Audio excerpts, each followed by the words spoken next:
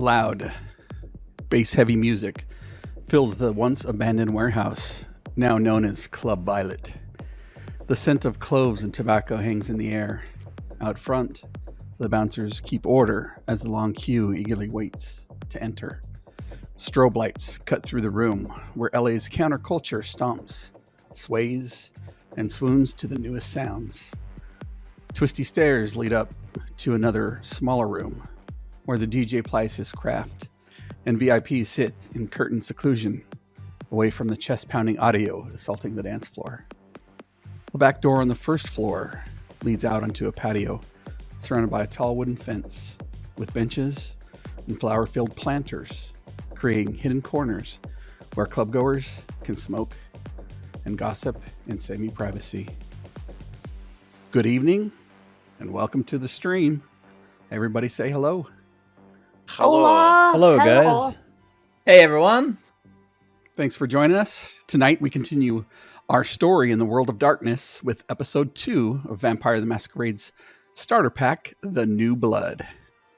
As a warning, Vampire contains graphic descriptions of death, physical violence, including the use of guns, claws, biting, stalking, gore, marsh blood drinking, as well as references to drug and alcohol use.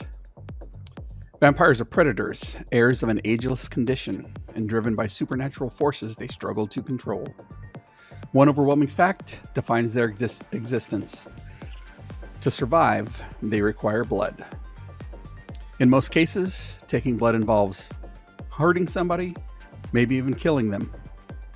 No matter how virtuous a vampire may be on the evening of their embrace, they quickly understand their long-term survival requires constant compromise between ethics and practicality. Vampire the Masquerade explores those moral compromises. How far will a character go for survival? For success? The deceit and violence of a vampire is willing to engage in, and the people they're willing to hurt and betray is where we find the true horror. It's about sacrificing one's humanity, bit by bit, until nothing remains but a monster. Thus, viewers should prepare themselves to watch us explore themes of violence, desperation, and possibly exploitation. If any viewer finds the story going in an uncomfortable direction, they should stop, navigate away, and find something else to occupy their time. Viewer discretion is advised. We'd like to thank Molten Hosting as our official Foundry VTT hosting solution, whose service is so hot, you'll never catch frostbite. Oh, frostbite. That's a stretch. If you want to check out some of the games we've been taking a look at, but don't want to worry about self-hosting, then check out moltenhosting.com for your very own Foundry turnkey solution. Or, if you're looking to revamp your game, be sure to use the code RECALLKNOWLEDGE at checkout, where new subscribers can get their first month free. And before we jump back into the game, let's have our players introduce their characters and themselves, starting with Nina. Hello, my name is Nina. I play Alex Padilla. She is I have a height now, a 5'7", Mexican-American woman who was recently embraced and found herself with this group. She's very ambitious as well, and doesn't necessarily, and thinks that choosing violence is childish. So for the most part, she tries to be as diplomatic as she can. Thanks, Nina. Steve. Howdy. My name's Blake. I'm just a good old Midwestern boy who has been down on his luck in recent years. I've had a rough couple of times. I used to be on TV. You might recognize me from the 6 a.m. morning sports broadcast, the most coveted of television slots. But ever since me and my editor didn't see eye to eye, I've had a rough few years. But that's all turned around now, because look who's back on top. Blake. Now that I found my reality matching my personal feelings about myself, right? I've always had an elevated opinion of myself. And now that I have abilities that mere mortals would covet, I'm looking forward to getting some comeuppance for those who've wronged me in the past. Nice. Thanks, Steve. Mike, you're up next. All right, I am Mike. I am playing Marsh. You see Marsh sitting there. Some of you may know him as a champion MMA fight cage fighter who retired after getting kind of older and hurt. Still very muscular, still well shaped. You can tell still very strong. But, his clothes are pretty well tethered, kind of raggedy. And he wears a mask over most of his face. Murderer. And in case you missed, he did kind of give in, couldn't stop getting the blood, and accidentally killed somebody. Not intentional, but my hunger is good now, so I like it. It sure is. And last but not least, Richard. Hi everyone, my name is Richard. I'm playing Sam Araneta. He has a last name now. He is a half Filipino, half Irish American. Around 25 years old. Just got back from his second tour in Iraq. And he finds himself newly embraced and in this situation. And not sure what he's going to do with his hunger. And very conflicted with everything that's going on. The death of his cousin at the hands of Marsh. The whole turn of events. But he has a real thirst for knowledge. That is his driving factor. So, well played. I mean, on the one hand, your cousin, it was just Parker. It wasn't like anyone important. Yeah. It's Parker. We all knew Parker. I mean, I thought he died in prison anyway. That's about right. As the camera fades in, looking down from the VIP area of Club Violet, we see a throng of partygoers mashed together on the dance floor. Their sweat causes their clothing to stick tightly to their bodies. Their heartbeats echo in the ears of our new vampires. As the camera pans around the room, we find Blake sitting in the VIP area he has secured with the curtain drawn back, and Alex just now arriving with her new friend. The camera turns once again, and we see a glimpse of Marsh heading up the stairs on his way to enjoy his newfound companions, before continuing past the throng of dancers who crowd the floor, and lands on Sam in the corner with his new friend. In the midst of this warehouse rave, someplace on the west side of Los Angeles in an old industrial complex, the scene is yours. Hey, Blake! I'm like pulling the curtain open so you guys can come in. Like, howdy. Oh, I take the woman's hand, the young woman you brought, and kiss her hand as you guys come into the VIP section. I raise my eyebrow and look at the lady that I brought, and I ask, "Are you having a good time?" Yeah? All right, Joel, just come in. Just come with me. This is Blake, by the way, but you can ignore him. And then I'll I'll lead her to the corner, and then I'll look for the waiter. I just like to watch. I Does didn't Blake hear have a you. fedora? I like Blake. But while we walk to the corner, I'll also be looking around the bar for Sam.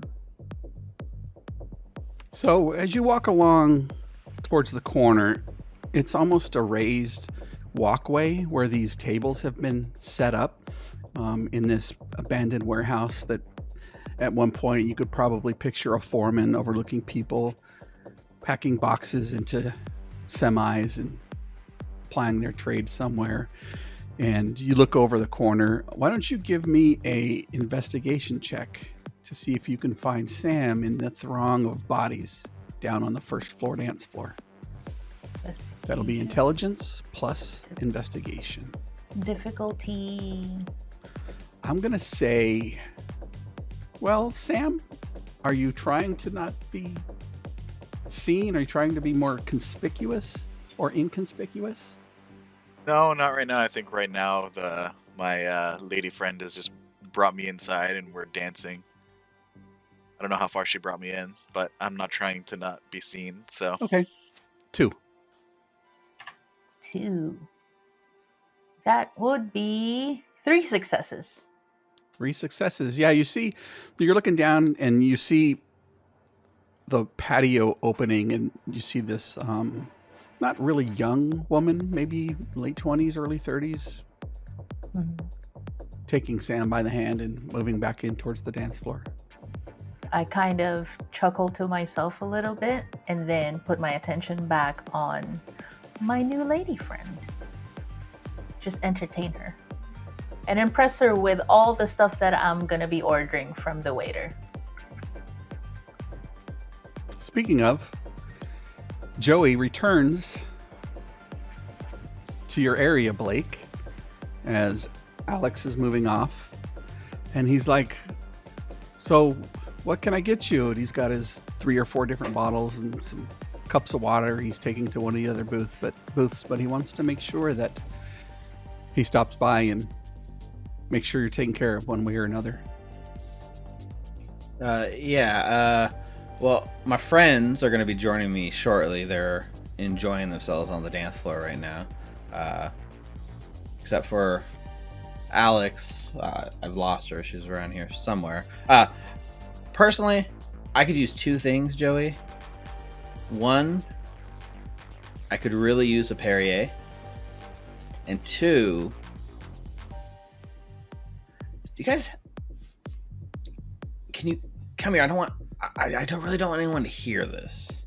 And I try to pull him in close. He sits down so he doesn't have to stand up, and he kind of scoots across the plastic felt bench. Okay. I'll put my hand. Yeah, I put my hand on his right shoulder, and I lean in right towards his left shoulder, opposite my hand, and I just whisper into his ear. And I say, "I could kill for some earplugs right around now."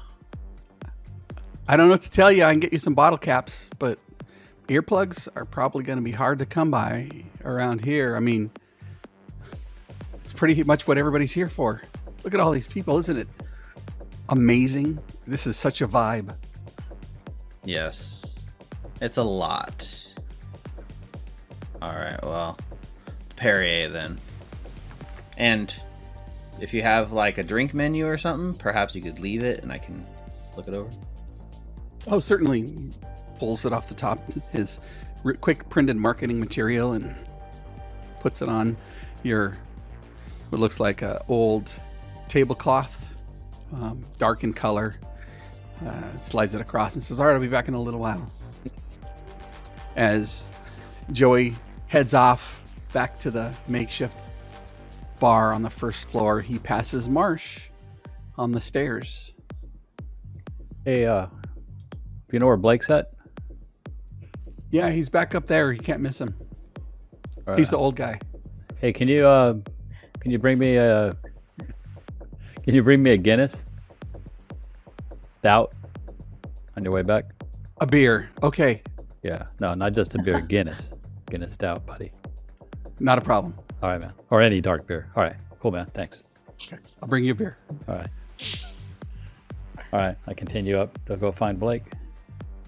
And as you make your way up onto the second story, you pass the DJ booth that's surrounded in soundproof glass so he doesn't hear the just thumping, pounding of this warehouse party and the music within. And you see Blake on the left, and you probably get a glimpse of Alex as she's moving down towards the corner of the second floor walkway. And as you look to Blake to your left and back to the right where all the people are dancing, you get a glimpse of Sam. What is Sam doing? He's immediately let his new friend take the lead for a while, and then just starts dancing with her, probably getting a little bit hot and heavy, closer and closer. Just kind of tell. vibing to the music for a while before he starts feeling that hunger again, especially with kind of the thumping of the beat and then the thumping of her pulse and the pulses around him. Mm-hmm. And he just feels this pulse, this thump, thump, thump, and he leans in and says, "You wanna have another smoke?" Sure. Come on. Yeah, let's try to find somewhere quiet. I mean, we can go out front or go around the corner. No, there was some places on the patio. Okay. Yeah, not a problem. Follow me.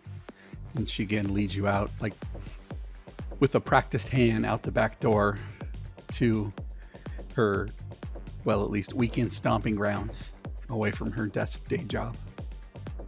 And you said that like there was a lot of like corners meant for like privacy out here, right? Yep. So I'm gonna find one, like probably with like a bench, so I could sit next to her. Mm-hmm. And as soon as we sit down, I'm gonna kind of like move her hair and just start kissing her neck. And as you do, you glance across at the next bench and you see somebody there, and he's almost adopted the same pose that you have on his partner. And you see the flash of red eyes briefly as he grins and then puts his head back down into the nape of his newfound partner's neck. Now feeling that pulse right on my lips now, on her jugular. I'm gonna take her and look her in the eyes and use compel. Say, just stay quiet. All right, go ahead and make, what is the compel? Is it, yeah, roll 6 dice against her wits and resolve, which is, I'm going to take 2, so I'm going to take half of what her standard, so 2 difficulty. 2 successes. She's like, we just met, but all right.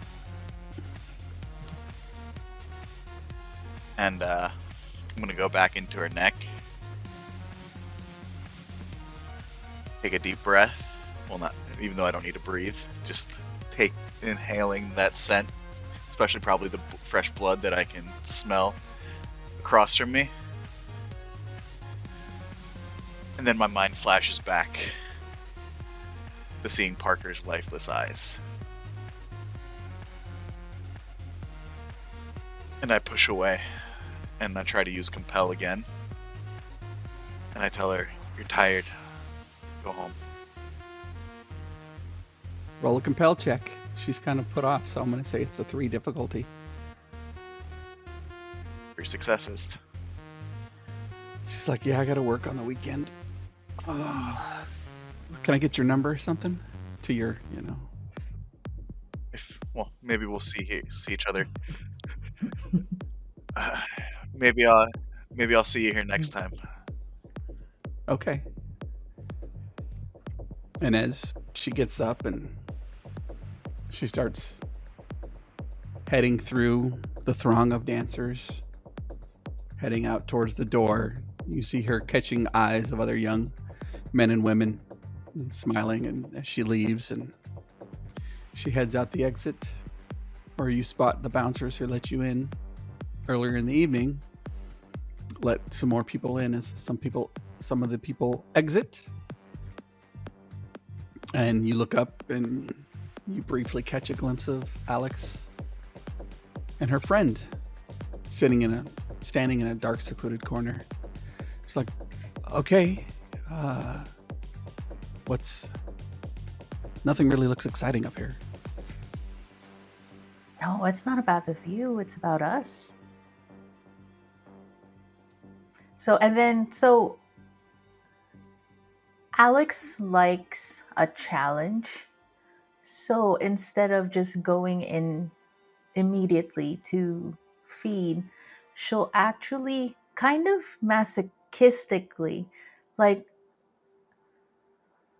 push herself to where she wants to be on that edge wherein she can't take the hunger anymore. So she'll put herself in situations wherein like she'll brush her lips or she'll brush her nose on the pulse points of her neck, of her wrists. And when her lady friend, I forgot her name, when her lady friend gets comfortable enough, she'll actually go in and escalate the situation a little bit more to the point wherein, man, this is R18, right? Like no children are gonna watch this. Anyway, warning. You already warned everybody. Yeah. So she'll escalate things and then she'll start making out with her new lady friend. But instead of going for the easy way and just biting onto her neck, she'll slowly like get lower onto her body, and then to the point wherein she gets off the chair, kneels in front of her, spreads her legs a little bit more, and then goes for the femoral. But just like lightly kiss the inner thigh for a little bit, and then goes for the femoral artery that's just right there.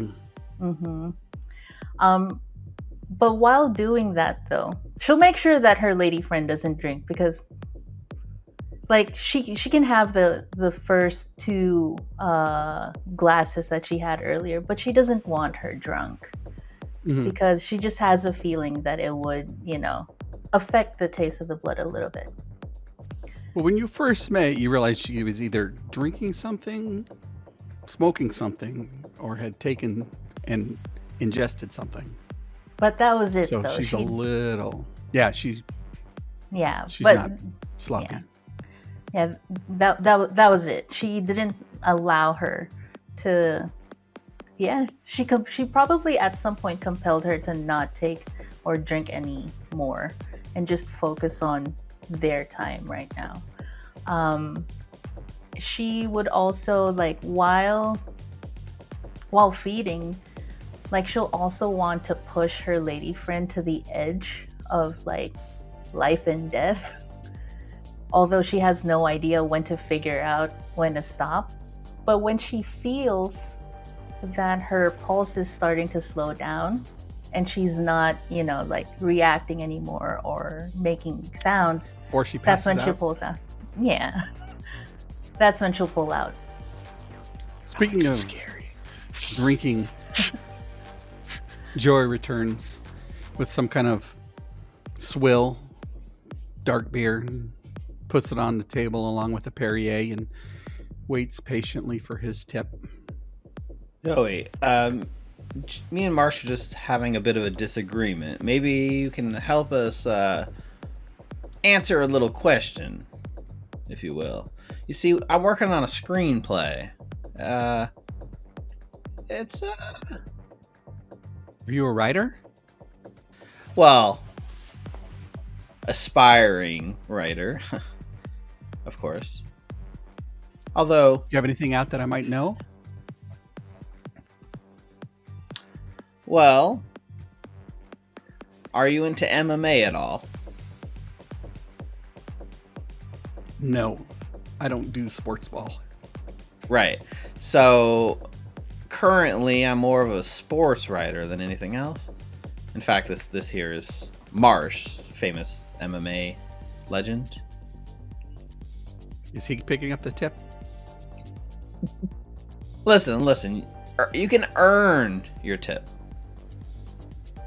Because we have a little debate going. Now, Joey, if you were forced into a position where you had to kill someone or potentially hurt somebody very bad, how would you choose who deserved it? I mean, would you just hurt somebody that was already dying? Or, a really bad person?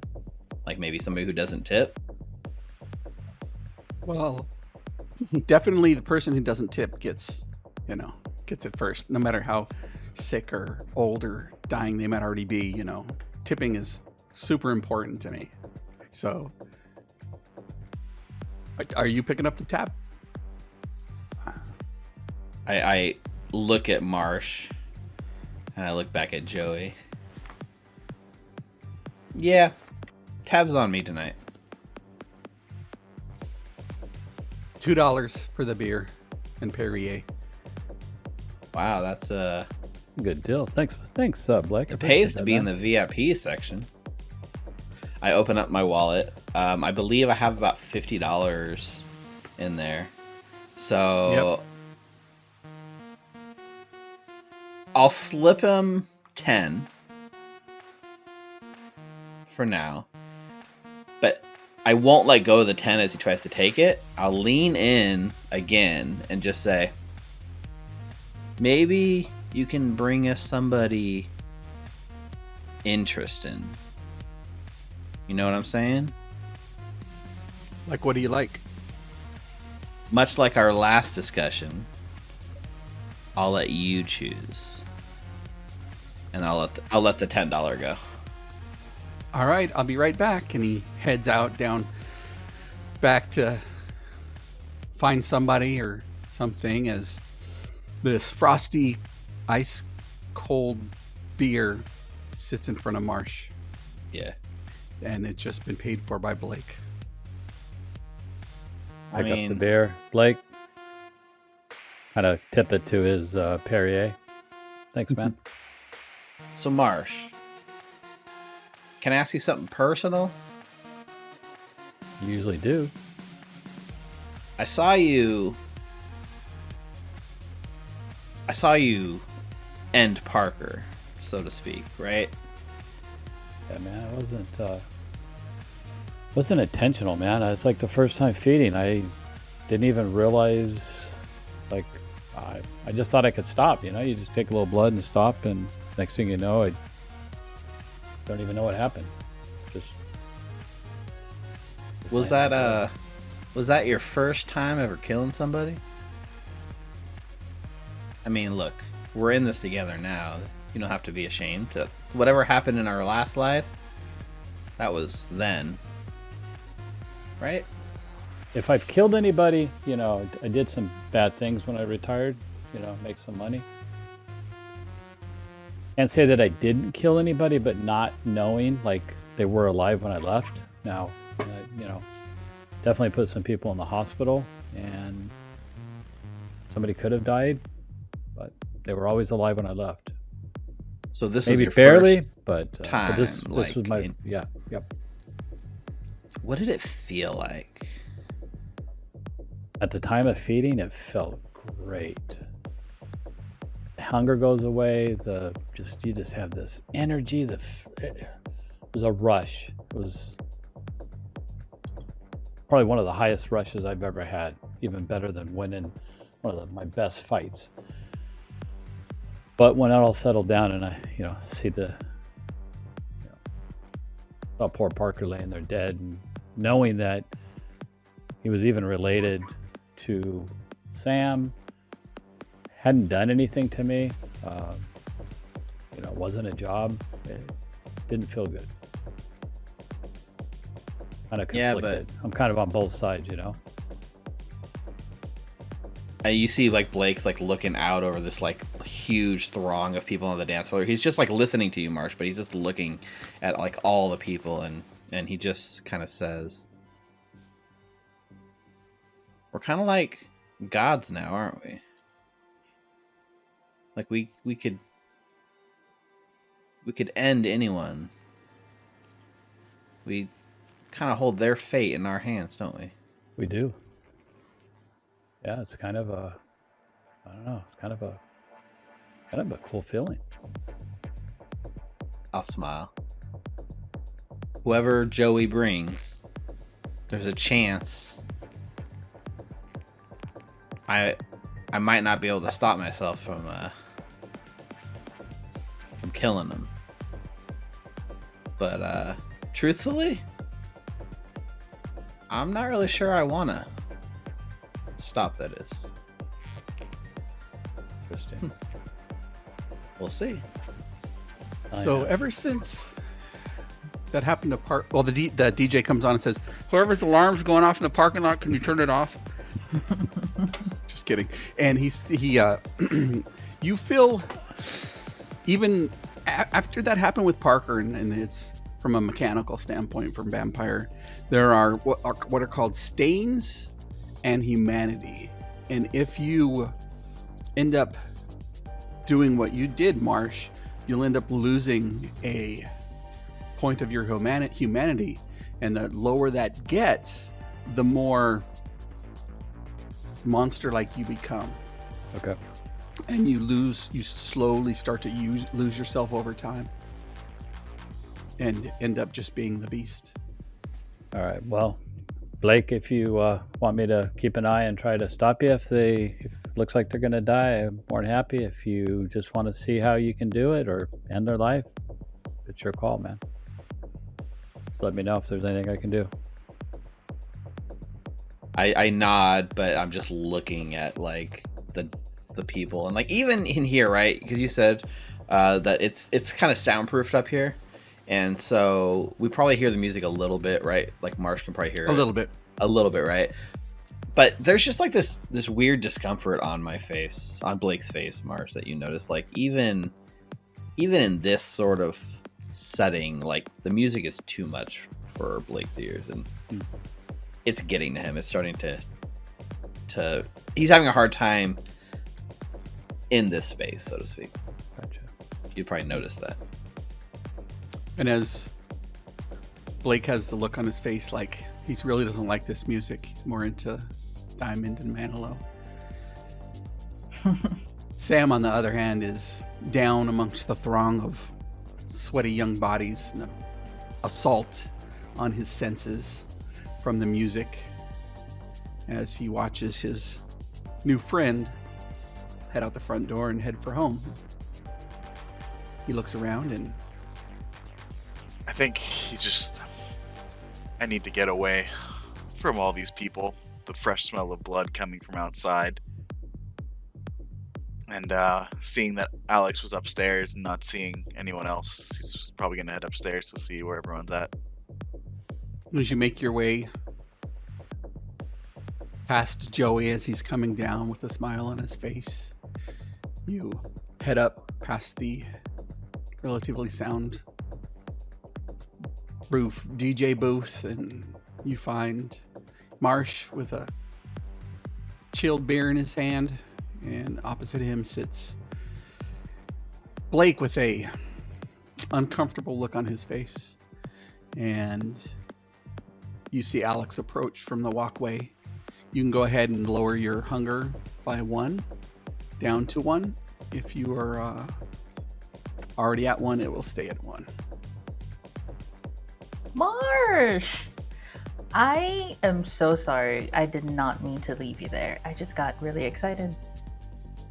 Oh no, it's cool. No, it's not. It was very rude of me. I'm not rude to people that I just met, and then I actually lead the lady off and then just forget about her when she leaves the VIP room. Nah, it's cool. I see what you did. It's understandable. No, don't. I'll make it up to you. Not tonight, maybe tonight, who knows, but eventually. Sounds good. I owe you one. That was very rude of me. I just haven't been around this music in a long time. I just freaking walked in, man. I was just like bumping. I know, it got really exciting, awesome. right? This DJ's awesome. I see you still dive into things head first, Alex. It's the only way, right? No use being very cautious. Right, Sam? See. How you feeling, Alex? Like you were able to stop? Like you could control it? Well, it was catch and go there for a little bit, but I don't know. I'm not sure if you guys experience it too, but you can kind of feel their pulse when you're feeding off of them. And when it was starting to fade out a little bit, I decided to stop. That's my next feeding. I got to be more in tune with that. So you laughing about, Sam? I'm sorry. I was just thinking the one positive out of all this might be getting to see you actually lose control for once. Never. I mean, how long have you been with my cousin for? You've never seen that, and she's done crazy shit.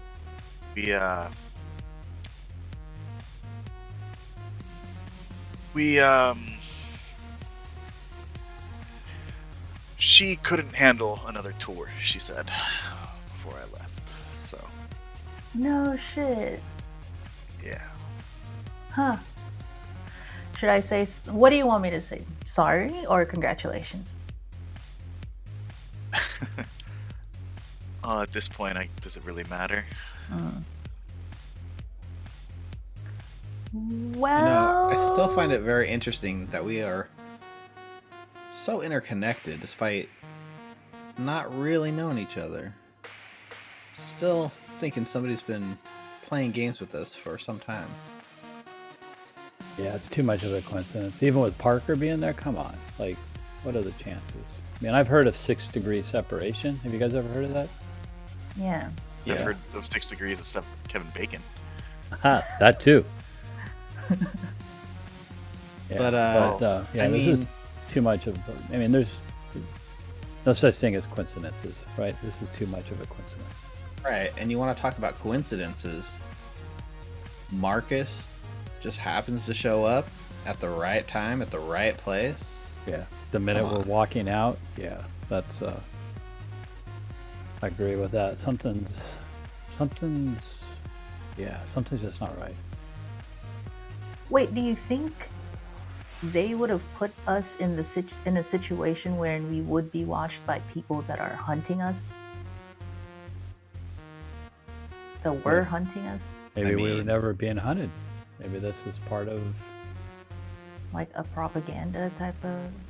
Maybe they're the ones that Well. turned us, and I mean, maybe Marcus is working with these. What did he call them again? Second Inquisition. The Second Inquisition. Maybe Marcus is actually in charge of the Second Inquisition. This is some sort of test? I don't know. I get the feeling if the Second Inquisition really is about destroying vampires, I don't think they would tolerate one working for them or with them. True. I mean, do we know for sure that Marcus is? I mean, he One of did us? say he that. showed us his they- fangs. I mean, let's. Did you get the urge to want to eat him when we met him?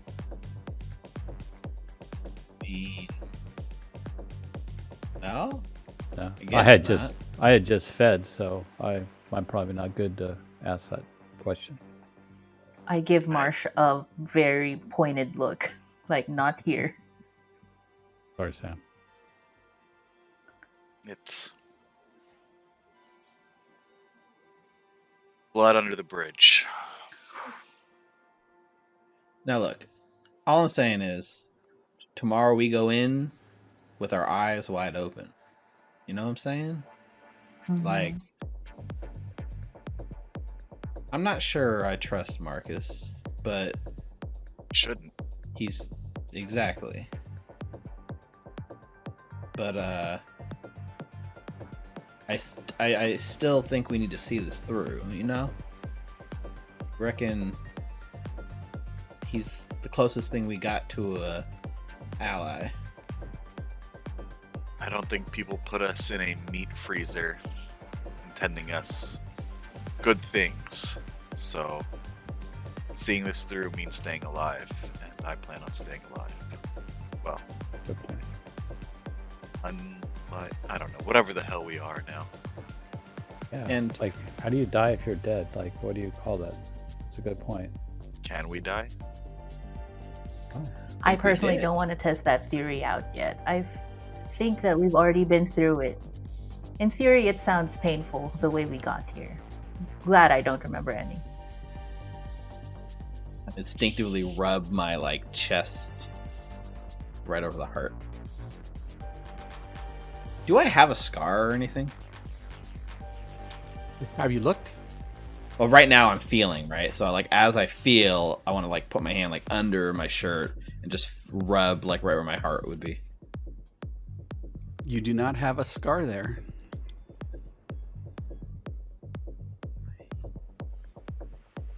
So,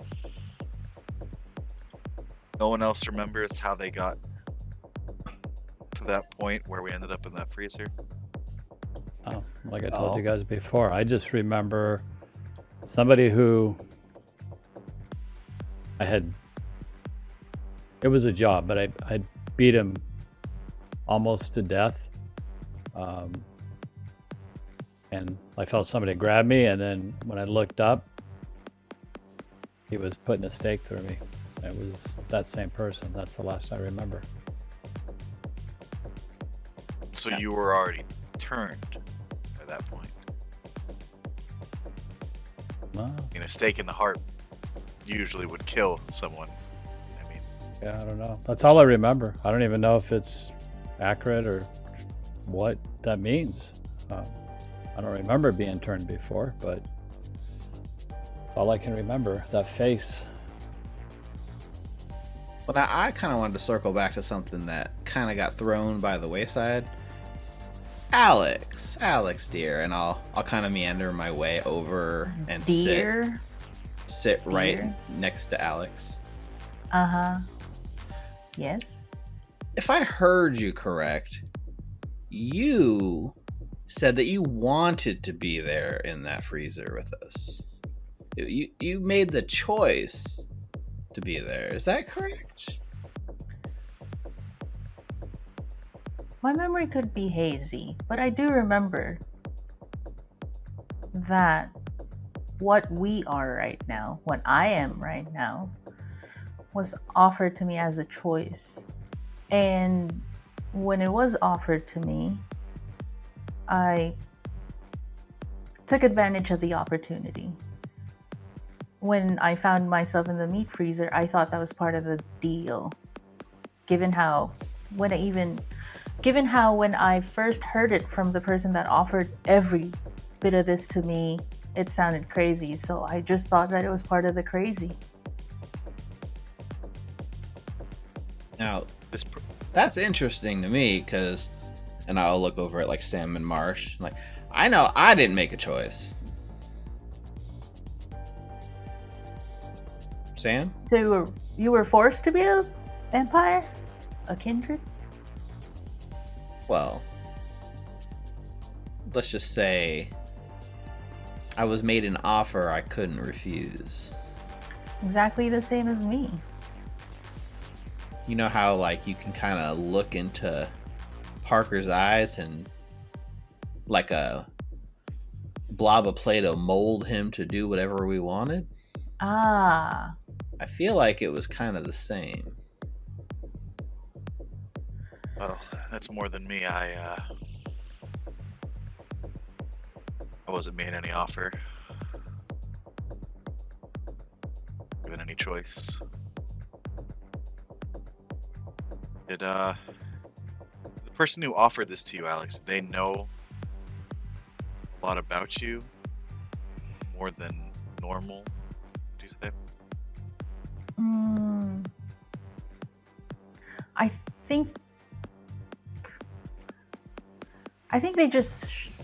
think they chose me because of the circumstance that I was in the night that they offered me this choice.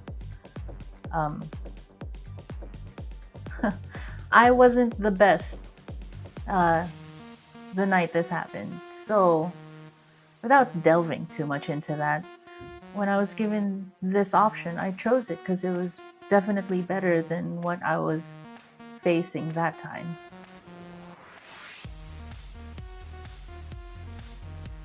Look, when I was in Iraq, the only reason I survived was because of my squad. I feel like we're each other's squad now, whether we like it or not, so I think we have to trust each other, yeah? We're gonna make it out of this unalive, I guess. Yeah. Gotta be a better word for that, right? Look, I'm trying here, alright? I get what you're saying, though. I agree. When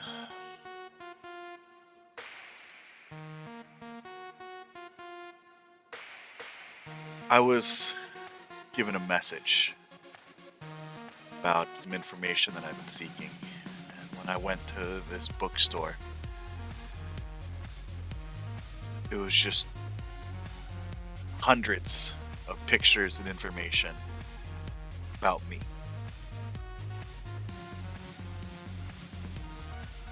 My whole life. Pictures of me before I joined up, pictures of me in Iraq, pictures of me when I got home recently, information. I didn't know what to make heads or tails of this. And then I heard a voice saying that they'd been watching me. And I died. At least I think I died. I think for us to be what we are right now, we had to die. Yeah, Some that's what point. I'm thinking too. But I was targeted and turned for a purpose. I don't know. I mean, maybe they saw your skill set while you were out on tour. Well, I never got a chance to ask him because shortly after that, they said to wait in the room. They left quickly, and bullets started flying. Next thing I knew, I got rid of as much of the information on myself as I could in that room while waiting. Tried to leave, found myself with a stake in my heart. That's the last thing I remember. You know, our stories are not dissimilar with the bullets and all that. Definitely all three got stakes in our hearts. Yeah, that was not. I would say that would have been the most unpleasant experience I've ever had, except, I had just actually died.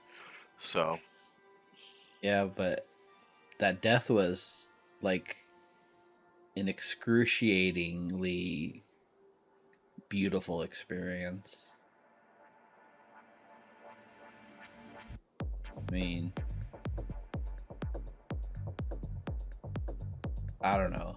I think of it less of a death and more of a birth.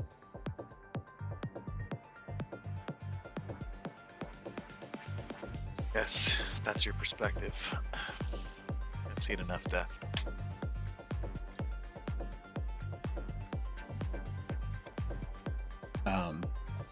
It's kind of like looking around like, man, I ordered the chef's special and it's taken a while.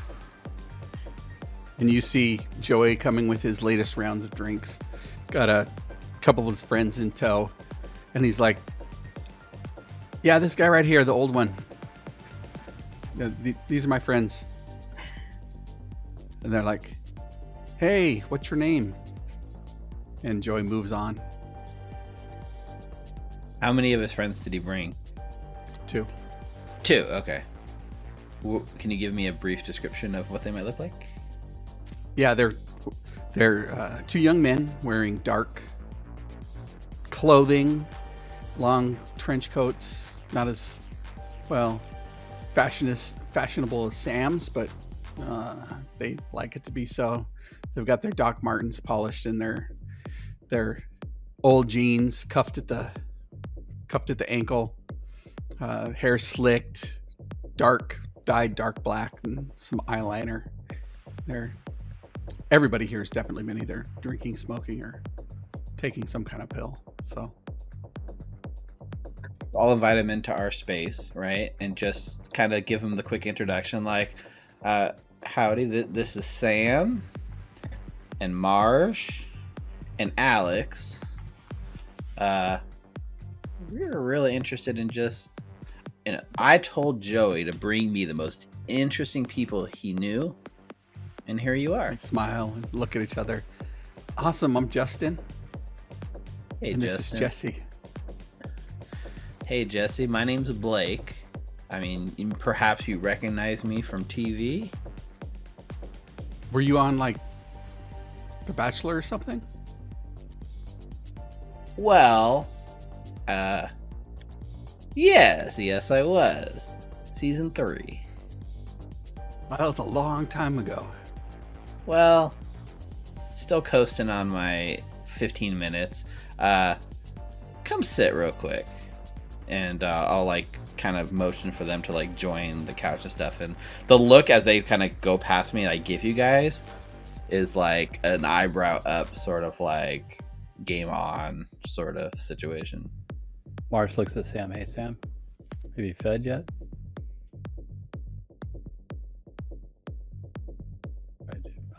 I know you don't want to, but you don't have. I mean, you're gonna have to. Why don't you go ahead and go over there with Blake? I'll deal with that when it comes, Marsh.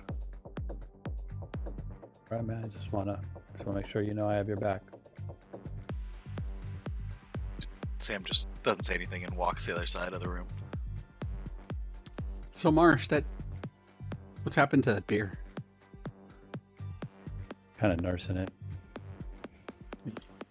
He's nursing it. And he's been doing it over the last several minutes as you guys are, having this conversation, and suddenly he just vomits all over the table. Oh, Blood man. and beer. Justin and Jesse are like, oh my God. Dude. Is your friend okay? He looks kind of sick. Yeah. No, he's fine. He's fine. Yeah, fine. I think this beer is bad, man. What did your friend bring me? What freaking beer is this? I don't know. He just said, come with me. And I don't know. Like, he gets us in free, We get to, have some of the good stuff. I'll go over to where like the glass is, like it's still mostly full, I guess. I don't know. I'll pick up the sort of like Guinness dark beer, whatever it is, and like give it like a sniff, and just kind of pull away like, oh, rancid. And I'll slam it down really hard on the table, hard enough that I want to try to like shatter the glass, so there's like broken glass kind of in the middle of our space. I'm not even going to make you roll for it. Okay. And I'm like, oh shit. And I'll like, it's spilled on me. So I'm like, oh shit. And I'm trying to like brush it off a little bit. And then what I'm trying to do is basically use this as cover and sort of pick up a shard of glass. Okay. The glass breaks and you bend down to pick up some glasses, and Joey comes over quickly and he's like trying to pile it on his tray, and he's like, are you okay? Is everything... Oh my God, what is that smell? Oh, you brought Marsh here. Marsh, are you doing okay? Man, that was some... I don't know, man. I think that beer was bad. I mean, it's the only beer we got. It's what everybody's drinking, and nobody else has been throwing up. Oh my God. Like, I expect a certain quality drink when I pay $1 for a beer, okay? So does Marsh... Is Marsh feeling the fact that, that other than blood, he's not going to be able to hold anything down? you are. Yeah. Yep. You realize you probably can't eat or drink anything other than blood. While Joey's picking up and talking with Marsh and everyone's kind of distracted, I kind of want to go over and kind of like position myself right behind Justin and Jesse. Mm-hmm. And you guys can see I'm holding that like little bit of glass in my finger, and I'm kind of like doing a, over their heads, sort of like a eeny, meeny, miny, mo thing. going back and forth between the two. And you say I stop right over Jesse.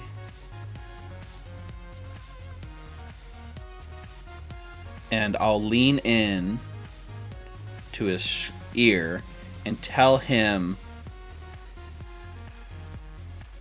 quiet as I like take the shard of glass and kind of run it right down his, like probably right across his forehead, draw the most blood I can with the smallest cut. And I try to compel him to be quiet. Or I guess, is it compel as much as it's, I guess I don't have compel. I just have a persuade. Yep, you can persuade with awe if you like, or you can intimidate with daunt. Yeah, is that's different than like being able to force someone to do something, or it's just I just have a presence about me, or what? Correct. So I can't compel him to like. It is supernatural, but yeah. In this case, because I want him to be scared, I think it makes more sense to be an intimidate, even though I'm worse at it. okay. Go ahead and roll your intimidate with daunt on your discipline section. Difficulty is going to be 3 because Marsh threw up on everybody. Sorry. 4 successes. Ooh, nice. Damn. And he's like kind of eyes wide open, scared a bit as he grits his teeth as you pierce his skin with this sharp, Just shallow enough, glass. but I want to draw a sizable amount of blood, right? Yeah, well, any head wound's gonna. Yeah, bleed exactly. That's why pretty I bad. picked. That's why I picked right there. And then, so then you just watch as Blake takes a big inhale of that blood, right? The fresh blood in his nostrils, and sort of like just licks very gingerly on the edge of the glass where the blood might be. And I'm trying to gauge everyone else's reaction and Jesse, Joey, and Justin, what they're thinking. Joey stands up with a knowing smile and exits the room with his glass. Justin's like, "What the hell are you doing, man? Like, that's my brother." Just having a little fun. Joey said you'd be interested. I mean, Jesse always comes to these freaky shit, and this is like the first time I've gone with him. Is this what happens all the time, Jesse? And Jesse's like, "Just shut up. Wait till I tell Mom." Now, there's no need to fight. There's plenty to go around. And I'll smile at Justin. We need to go. You need to. Jesse, come on, let's go. And he grabs on his shirt and is gonna like try to pull him out of the booth. Sam's gonna stop Justin. Just stop him from leaving and look at Blake and say, "Enough with this. Just get it done with before we cause a scene." Justin's still gonna try to pull his brother out of the booth. I'm gonna push him into the booth, into the seat then. Okay, give me a strength plus brawl. Strength plus brawl. Fantastic. We'll see how good this is. What's Two a piece Two of guilt? successes and a possible bestial failure. And I'm not too hungry. Break his neck. Oh. Well, he succeeded. I didn't give him the difficulty. Difficulty was gonna be 2. So Okay. the bestial failure is ignored on a success. Oh, okay. Imagine. So the reason why Marsh had happened what he happened is because he got a messy critical. That's critical. And yeah. he succeeds, but the beast overtook him for a moment, which made it a bit messy. Got it. But Okay. you supernaturally push Justin aside, and I think he sits back, and Jesse's like, "Don't fight, man. Dude, I brought you here because you said you wanted to try this stuff." He said, "But I didn't think people were going to just cut your face with a piece of glass." And he's like, "Well, it normally doesn't happen."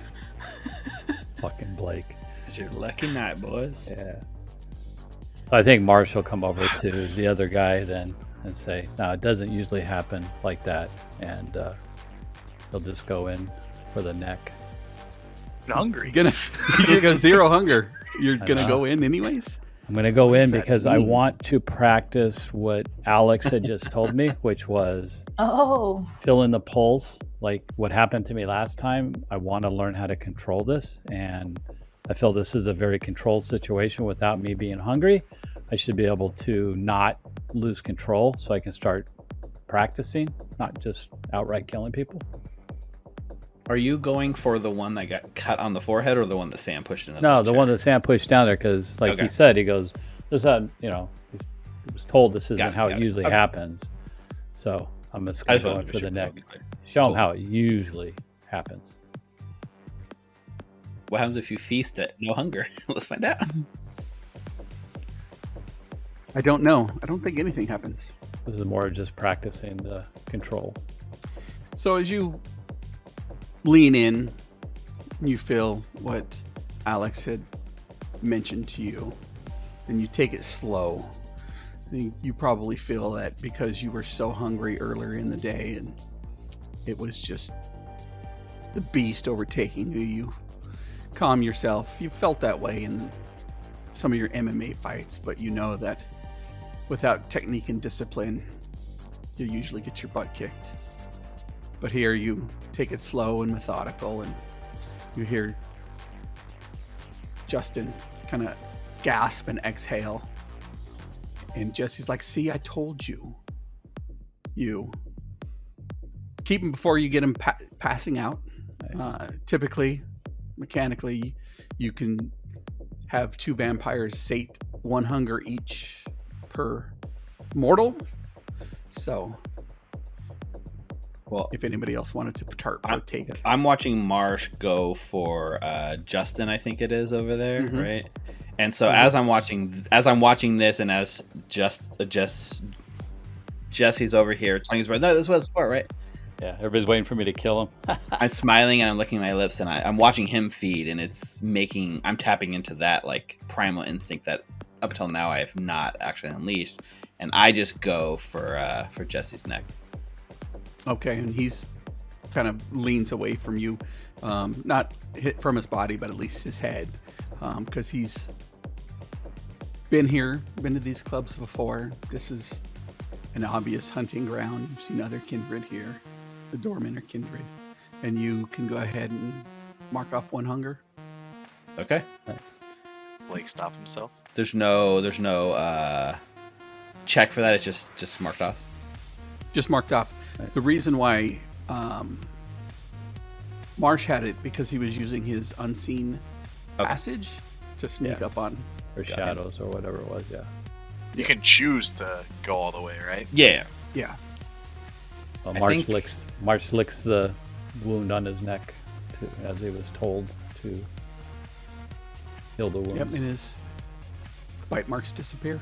Look over at Alex. Alex, thank you for that. Disciplined, and I could feel that pulse and felt good to be able to control it. I think Blake, there's that moment, right, where he has to make that choice. Like, is he going to kill this person? Is he going to take it all the way, or is he going to restrain himself? And I think he goes just a tad over maybe the minimum, but before he allows himself to be completely taken over and just end this thing's life, he pulls back and draws his fangs out and lets Jesse live. And as this happens, the beast inside you squirms and calls. It's late. Well, early in the morning. On your way here, you pass through a few of the less savory and or industrial areas of the city. You remember passing by an old Art Deco building that now serves as a local motel that rents rooms by the hour. You figure you'll be able to get there relatively quickly on foot, perhaps even rent a room for the night. You gonna lick those, Blake? Or are you gonna send this kid out bleeding on the dance floor? Sam, you can't be the only one going hungry. Worry about yourself, I'm fine. Turn. As I unconsciously lick my lips, seeing the blood. Right. Don't Yeah. forget to lick that cut that you did on his face too, not just your puncher ones, Blake. What the hell? Playing. Maybe we should get out of here. Yeah, we better get out of here before the sun comes up. Remember what we were told, man? It's about the only thing that can kill us, which I'm still surprised that none of the other stuff does, but yeah, let's get out of here. Sunlight and beer, apparently. Oh man, whatever you guys just, I guess our bodies can't handle anything other than blood. Now wait a minute. Marcus said something really important. Something about a masquerade, right? Mm-hmm. We're not supposed to openly talk about this sort of stuff, and yet, well, you've openly talked about this stuff in front of our guests. If we let them leave, won't that come back on us? Oh, did you just hear the guests? They say that they do this all the time. Yeah. We're Yeah. not the first ones to do this to them, so this must And I'm not be. sure. Well, maybe Alex, you can just do your thing and make sure they don't remember. I mean, I could, but you took more than 10 minutes there. You were taking your sweet ass time. Well, we just need to erase the part where you guys openly talk about sunlight and vampires and dying, the masquerade. Oh, you know what? It's fine. It's fine. What's the worst that could happen? And they turn and leave the VIP room. As he leaves the VIP room, I take the boys in and just do a compel on them. Oh, sorry, no, not compel. Cloud memory. I perform my cloud memory on them so that they forget the mention of us dying from sunlight and the masquerade. Go ahead and click on your disciplines and click on the icon next to cloud memory, and the difficulty is going to be 2. Average difficulty. Oh, it didn't give me the choice. Yeah. Yep, I factored it in and built it, so it's okay. automatically applying the correct skill and attribute. So you succeed, and they get a little fuzzy as you guys slip out of the VIP room and head down the stairs across the dance floor. It's a little less crowded than it was at some point. You exit out the front door, and the same Samoan bouncer that was out there, he smiles again, and you see his fangs, and he says, "See you next time." Thank you for your hospitality. Sounds good. Marsh is kind of dancing a little bit with Alex as we're walking out. Camera pans across the city skyline to an aging behemoth of a building that was once an Art Deco beauty. A luxury boarding house for starlets. And is this word ingenues? Basically. Time has left the Cicero ingenues. There you go. Time has left the Cicero behind. However, and now it stands as 7 stories. It stands as 7 stories of rickety staircases, peeling wallpaper, and stained linoleum, where those down on their luck seek shelter on the cheap. The focus moves to the lobby and the reception area, where a clerk watches the front desk. His job is mostly to chase away vagrants, call the cops if the tenants start fighting too loudly. He's doughy, pliable, more interested in watching some late night rerun on his analog TV than doing his job. Near the reception desks are both an elevator and an old staircase. Taped up across the elevator is a piece of faded paper that reads some semblance of out of order. The E backwards. But what's a few flights of stairs to someone incapable of breaking a sweat?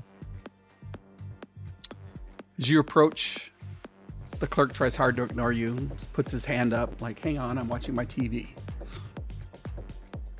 Catching a rerun of some late 70s sitcom, likely for the 70th time.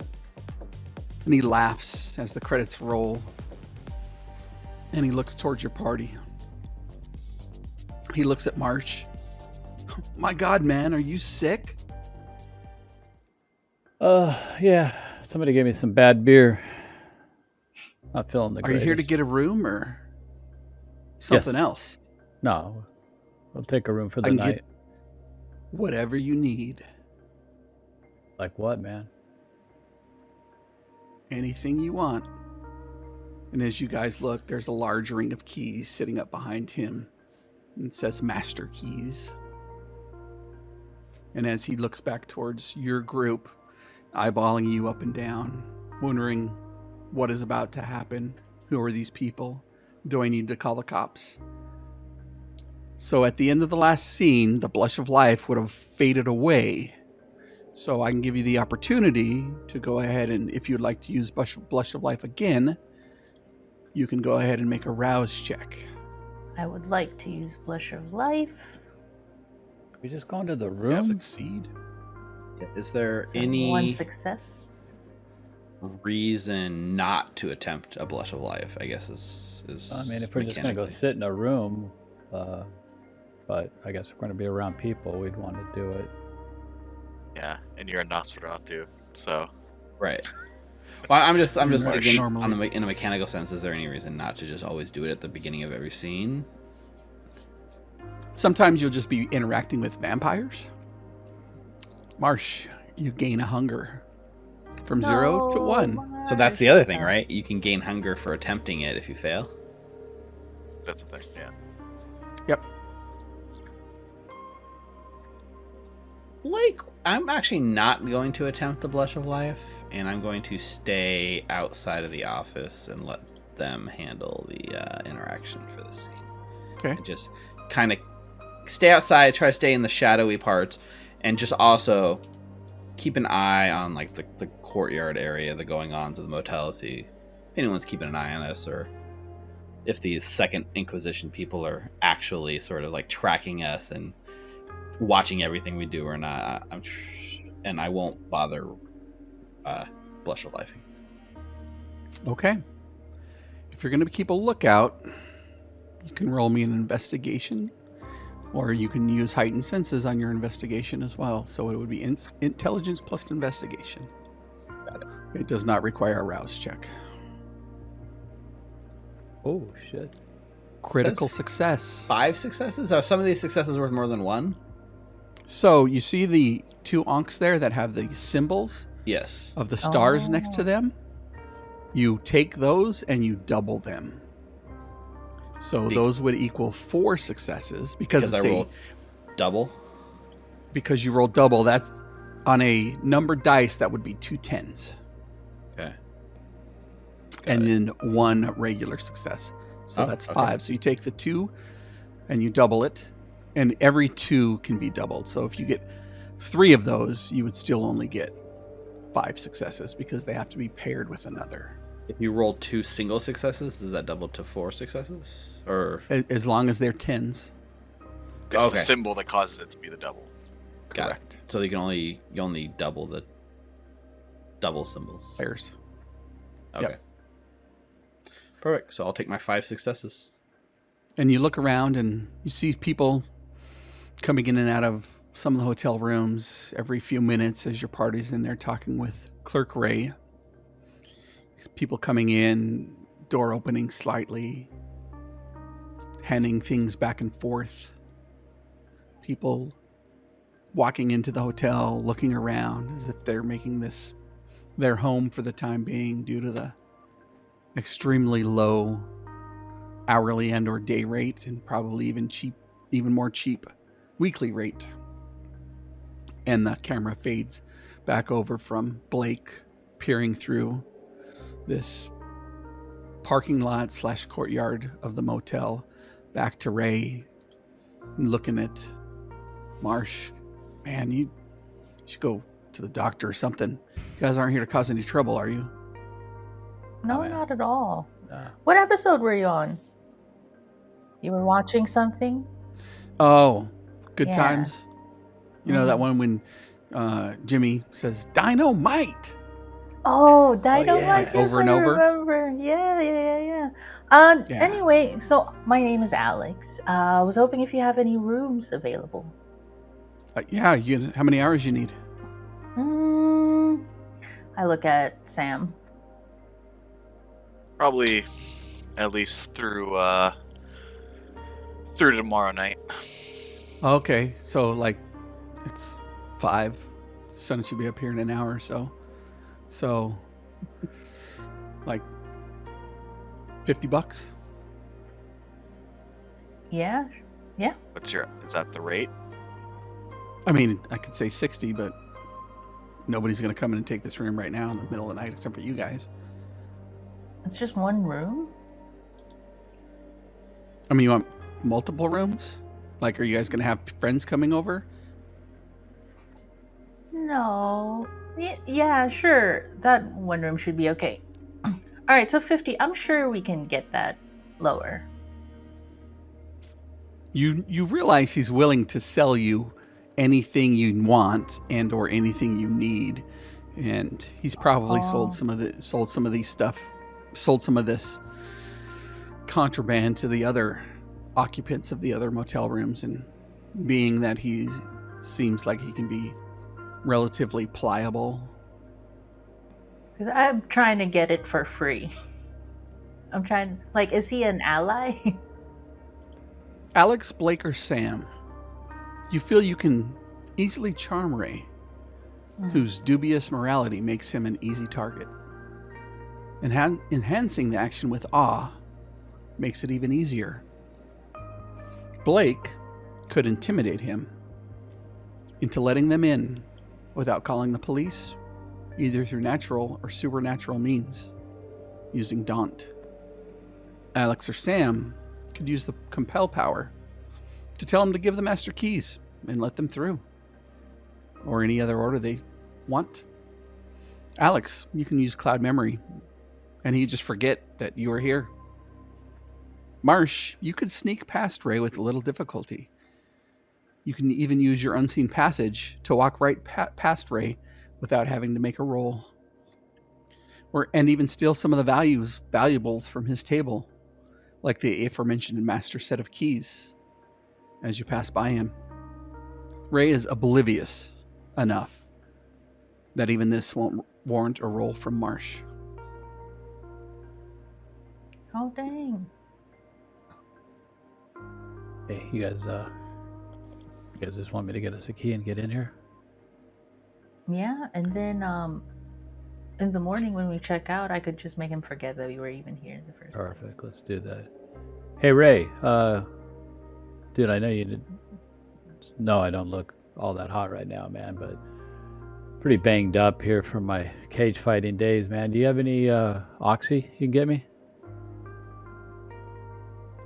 Yeah, I can have something here relatively quickly. All right, man. I'll take a few oxy, and all right, and then I'll do my my passage and go grab the keys. Okay, Marsh, you can go ahead and click on the unseen passage. Come on, Marsh. Oh, you didn't have to roll because you go invisible, but 5 successes will do it anyways. As you okay, he turns around and picks up this old phone that he has, and you hear beep boop boop. Yeah, I got some people here needing something that you want to sell. Yeah, just come bring it down here. All right. And Marsh disappears, walks behind Ray, picks up the keys, starts heading up the staircase. Was there anything by the keys that was worthwhile with 5 successes that I could grab? A gun. His phone is sitting there. He has a newer model smartphone. Yeah. Thinking back what I was told, I just leave it. Yeah, just take the keys and go. All right, you take the keys, and the rest of you see the keys disappear with Marsh as he heads up the stairs. He turns around. Oh, my contact's going to be here soon, so you can tell your friend. I guess he went outside. Yeah, he did. I'm just gonna pick up Blake real quick. Sam, if you want to follow Marsh. Yeah, I'm gonna look Ray in the eyes and say, we're not gonna be any trouble. You don't want to bother us. We don't want to bother you. You're gonna leave us alone whenever you see us here. I'm gonna use compel. All right. Go ahead and roll compel, difficulty 2. Actually, it is difficulty 3. 3. I'm going to 4, excuse me. Difficulty 4. Can you use a hero point? Damn. Or you can use your willpower. Can you use a vampire point? Yeah, I'm going to reroll with willpower. And I Go ahead can and reroll put how it many? Oh, that's right. You can do Up that. to 3. 4 is a tough, a tough sell, man. So close. So each one is a willpower? Or No, one you can- willpower, 3? 1 willpower up to 3 dice. Well, either way, I've already rolled 2, and I'm not going to succeed. Well, what if you? Yeah, So. I guess so. Should've You might get a ate. messy critical. Too hungry. Should No, have that's fed hungry there, type thing. Sam. He's like, I mean, I get regulars here sometimes. You know, they kind of give me something under the table, and the management doesn't ask me any questions, and I just say, yeah, that room's out of order. But, I mean, I don't know you. I put a hand on Sam's shoulder, and then I just whisper, "Can you pick up Blake real quick? I can handle this one." And I'm just like, for a second, just see the pulsing on... Is Ray's neck pulsing? Yeah. He's standing there, and he's got overalls and, ratty, kind of old, and he has a cigarette, and his hair is short cropped, and he's somewhat balding. And obviously, he's got visible marks from drug usage early in his years. He's got his clock like Flavor Flav. I'm going to... and go outside and get Blake. Okay. He looks to you. Yeah. Hi. Looks towards Alex. Yeah, I'm sorry, I mean, you guys come around here more often. We can, tell your friend we can work something out. No, that's completely understandable. It's just that, I mean, I'm sure you've had this happen to you, but we were out and a couple of them are drunk.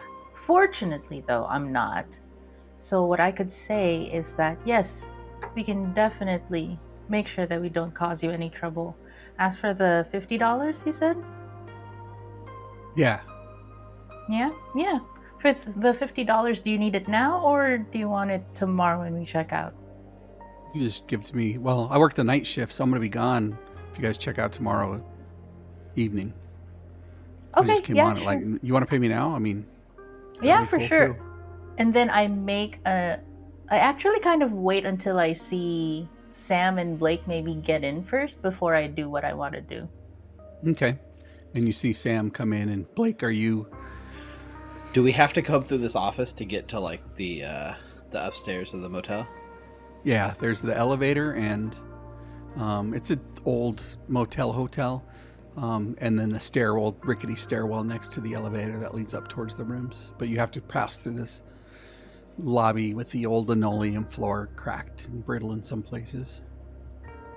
So if that's the case, then I will, when Sam comes out and kind of gives me like a look, and I'll just say, "We good?"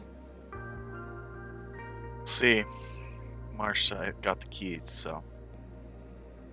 I kind of pull my collar of my sport coat up a little bit, and then follow Sam back through the lobby.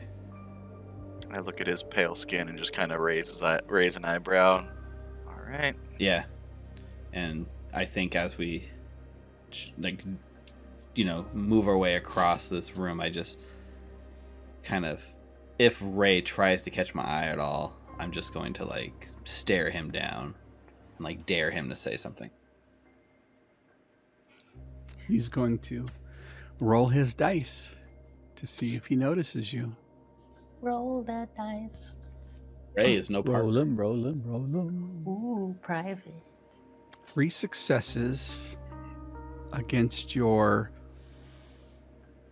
let's do dexterity plus stealth. So I make an active roll with dexterity plus stealth? Yes. Okay. Against his 3 Even if I'm not successes. trying to hide it per se? It's fine. Do I set the difficulty at 3 then? Yes.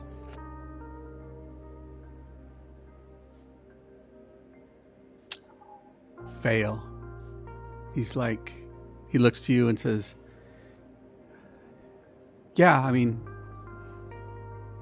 you can pay me now. And he's looking, obviously eyeballing Blake as Blake moves through. Like he's getting super nervous, but trying to play it off. Do I notice that he's getting nervous? Yes. Well, Ray, if they do cause you any trouble, here's my contact. I actually give him one of my cards that I realized while I was in the bar that I still had in my pocket. You can definitely contact me there. And then I make a show out of just rummaging through my pocket. And then as I pull something out, as I look up, I would meet his gaze and do cloud memory so that he forgets the last 10 minutes. Come on, Alex. Let's go. Dangerous development. Cloud Difficulty is memory. 4. That would be 4. Ooh. 4 successes. As Alex says this, and the two of you move past him towards the stairs, he blinks and then turns back around, changes the channel, and puts his feet up and starts watching some old 70s rerun. And then I grab my business card because it was just in my hand. I crumple it and then just go to and follow the boys. And you guys make your way up the stairs. You meet Marsh at the top there. He's got a handful of keys and 7 stories of hotel rooms. Penthouse. You think this place has a penthouse? I don't know. I'm sure they have a suite in here somewhere. Well, I got plenty of keys, so you pick the room and we'll see if we can find the key. Go ahead. Not Guess to, we try the penthouse first. yeah, This not is just to to put see. a damper on things, but sun's gonna be up in less than an hour. So Come on, Alex. Go take us to the penthouse. I'll find the room number. Got all these keys have room numbers on them, so it shouldn't I be too mean, we hard. can go to the elevator. Marsh, you were a order. really famous, successful MMA fighter. You know that the penthouse is upstairs. Yeah, this is kind So of let's just go up the kind elevator. of a rundown the place, top but yeah, floor. I mean, they could have one up there. So let's go. Let's go Yeah, check like it a out. suite or something. Yeah. If not, we'll just head into the closest room because Blake is All right. right. The sun is about to rise. Let's do it. So As some you- time. we get in the elevator, go to the top floor, see if we can find a penthouse or something. Isn't it out of The order? camera pans across the group as they stand in front of the elevator hitting the button.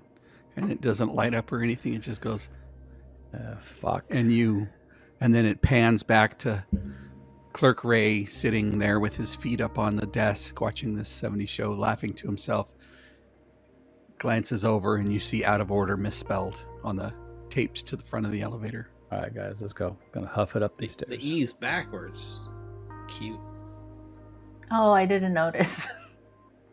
Yeah, don't think Ray's all that bright. All right, so let's go ahead up the stairs. Head up the spiral stairs, up. You make it to the what you assume is the penthouse, and you flip through your keys and find one that opens the door. And Before What? we open it, Mhm. I'm gonna knock. Room service. Don't forget to check for traps. Penthouse's It's a door. You guys are dead. Yeah. You knock and there's no answer. You notice that the top here hasn't been cleaned in some time. There's a little bit of dust on the carpet, and you knock and there's no apparent answer. Marsh flips through the keys, opens the door, and believe it or not, it occupies half this motel hotel. Large panes of dirty glass on every edge. You can see across the industrial warehouses of the city, the rusted tin roofs that cover each of these warehouses. You look around and you remember what Marcus said, where in order to avoid the sun, it needs to be nearly pitch black. You're not sure if this is going to facilitate. You might be able to pile into the bathroom. No Vegas blackout curtains here. Damn. Well, I don't think this is gonna work. yeah. People. As nice as this is, I love the view. Spacious, but yeah, if we have to all go hide in the back to stay in the dark, this ain't gonna work. I'll pop my head into the bathroom and just flip on the light switch to see if there's like a 4-person jacuzzi tub in the bathroom. You go into the bathroom, and these walls are replaced by windows, as if it was some fancy high-rise in Vegas at one point, and you could sit in the bathtub and stare out across the city, albeit in the industrial part of this west side. Man, is this like for voyeurism? People that want to watch and take baths? All right, let's. What do you guys think? What would be a good floor? Is there somewhere that we can see this building where it'd be closer to like an alley rather than looking out to the front? Like which side of the building, which rooms would be more looking towards that alley? What is your purpose? Just curious, so I can line it up mechanically. Just so that, well, you said this room is facing out towards the city, right? Yes. I want to find which side of the building would be facing towards like into an alleyway, right, where it's not open towards the city. Are Like, you there'd be a looking to building. stay on the penthouse, or looking just to go to an interior room somewhere with No. windows? Just another room inside the building, like which side? Preferably on the west side, hopefully towards an alley. Yeah, you can find another room. Yeah, that's what I'm trying to find. Okay. So, just so we're clear, you guys aren't staying in the penthouse because No, you'll get the melt hell in the out. sun. Mhm. And you head back down into some of the rooms here. And now that you've satisfied your need for new blood, you become aware of that sensation of the beast. And your beast sensing the approaching sunrise. And you feel a creepy languidness. First signs of the deep slumber that you sense will fall upon you soon. You must find a safe place to spend the day, where the sun, even a glimpse of it, cannot find you. And the old flip phone that Marcus gave you buzzes. Bzzz. A little sultry voice You did. echoes Hello. through this ancient flip phone. Hi, this is Jacqueline, Marcus's friend. Well, Marcus's friends call me Jackie. Who do I have the pleasure of speaking with? Hi, Jackie. My name is Alex. Hi, Alex. It's getting pretty early in the day, and I think you might need a place to stay. I can offer you a quiet day's sleep, if you'd like.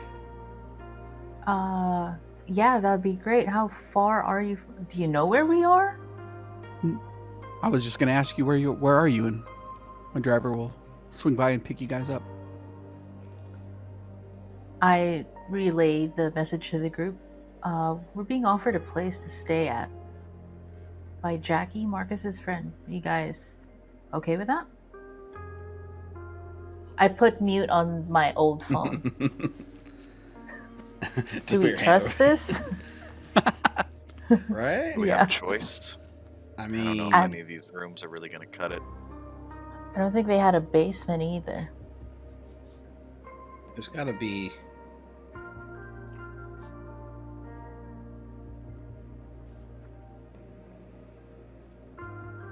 I know. Like, I agree. Marcus dropped us off and said, "See you tomorrow," and now Jackie's calling and saying, "Hey, Marcus told me to reach out and see if you need accommodations." You know, a part of me feels that because Marcus, hang on a second, we can talk about this while we wait for her. So yes, yes on the ride, right? Yeah, either way, we might be able to get more answers, whether they betray us or not. So, All right. Hey Jackie, sorry to keep you waiting. Yes, we are at this hotel, and then I give her the address. Cicero. The Cicero. We're at the Cicero. Oh, you guys went to the rave, did you? We did. It was really fun. Good. Glad you had a good time. I'll see you guys in a little bit. I'm around the corner. Okay. Do you have a time frame so that we can? Well, I mean, well within the hour. She smiles and laughs. You could hear. All right. We'll run down. You head back down. Ray sitting there, asleep now, feet still up in the position you left him as he was watching his reruns of a late 70s show. As you make your way across the cracked linoleum out into the street. We stop as we move through the lobby, and I'll just eye the elevator with the out of order sign, right? And I'll just say, there's probably not a lot of sun in the elevator.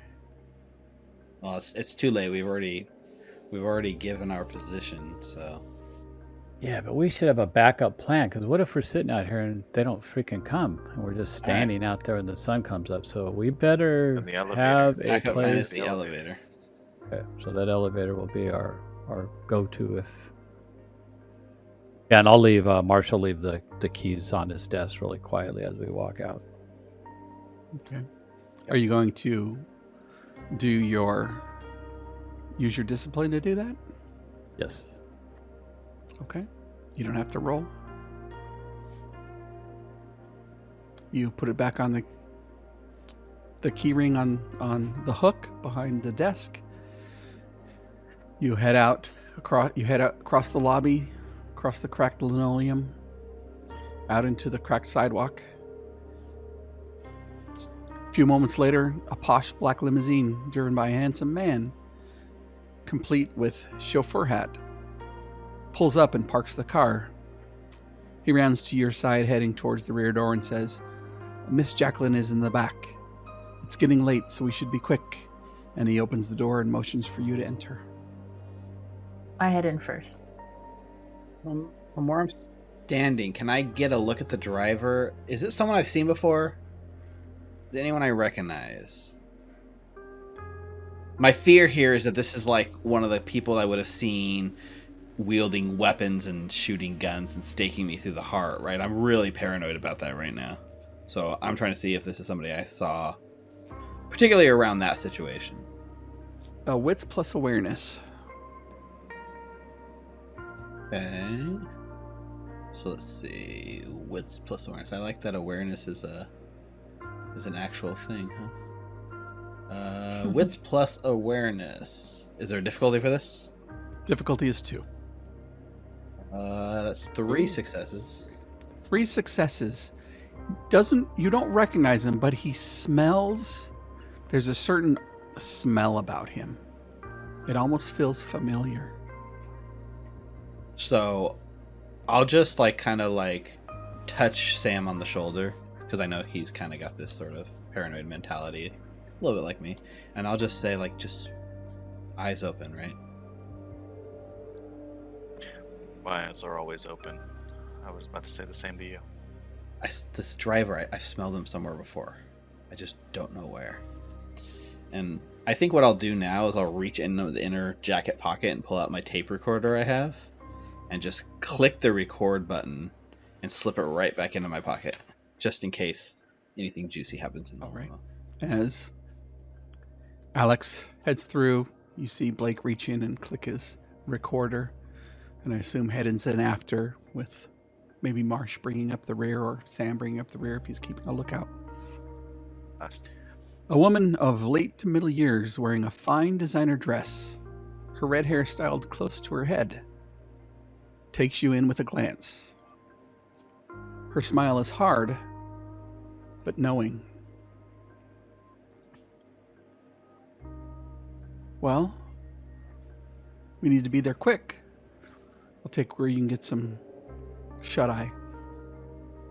But on the way, maybe I can answer some of your questions. Why Hey, are now. you being so nice to us, you, Marcus, so far? Well, this is... Marcus runs this town.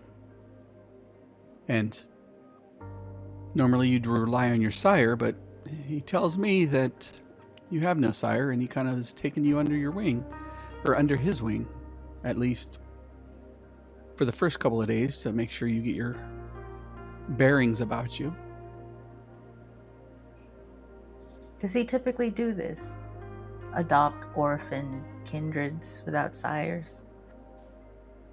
He's got a kind of a heart for that, I would say, and she chuckles at her joke.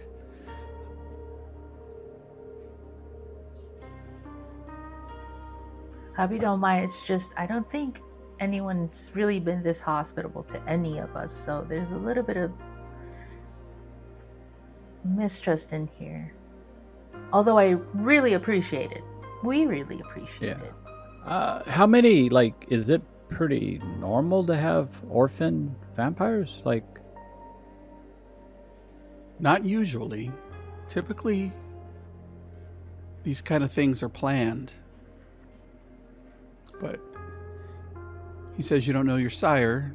You're not really sure. You only have hints of your memory. He said he's going to come to the Red Star tomorrow and, well, at least to give you a place to hole up for the day. much appreciated. You see, as far as mortals can tell, we're dead during the day. Corpses, she laughs. Waking up, it is extremely difficult. We can only do it for a few minutes during the day, and then only if the situation is truly dire. Take good care, or you wake up the next night in a body bag, or at the morgue, if you wake up at all. We have to sleep in a coffin? No, just a place where the sun won't get to you, even through curtains. Yes, a coffin would be good for that. Yeah, it's starting to make sense now. The A fact is, morgue, actually, the freezers.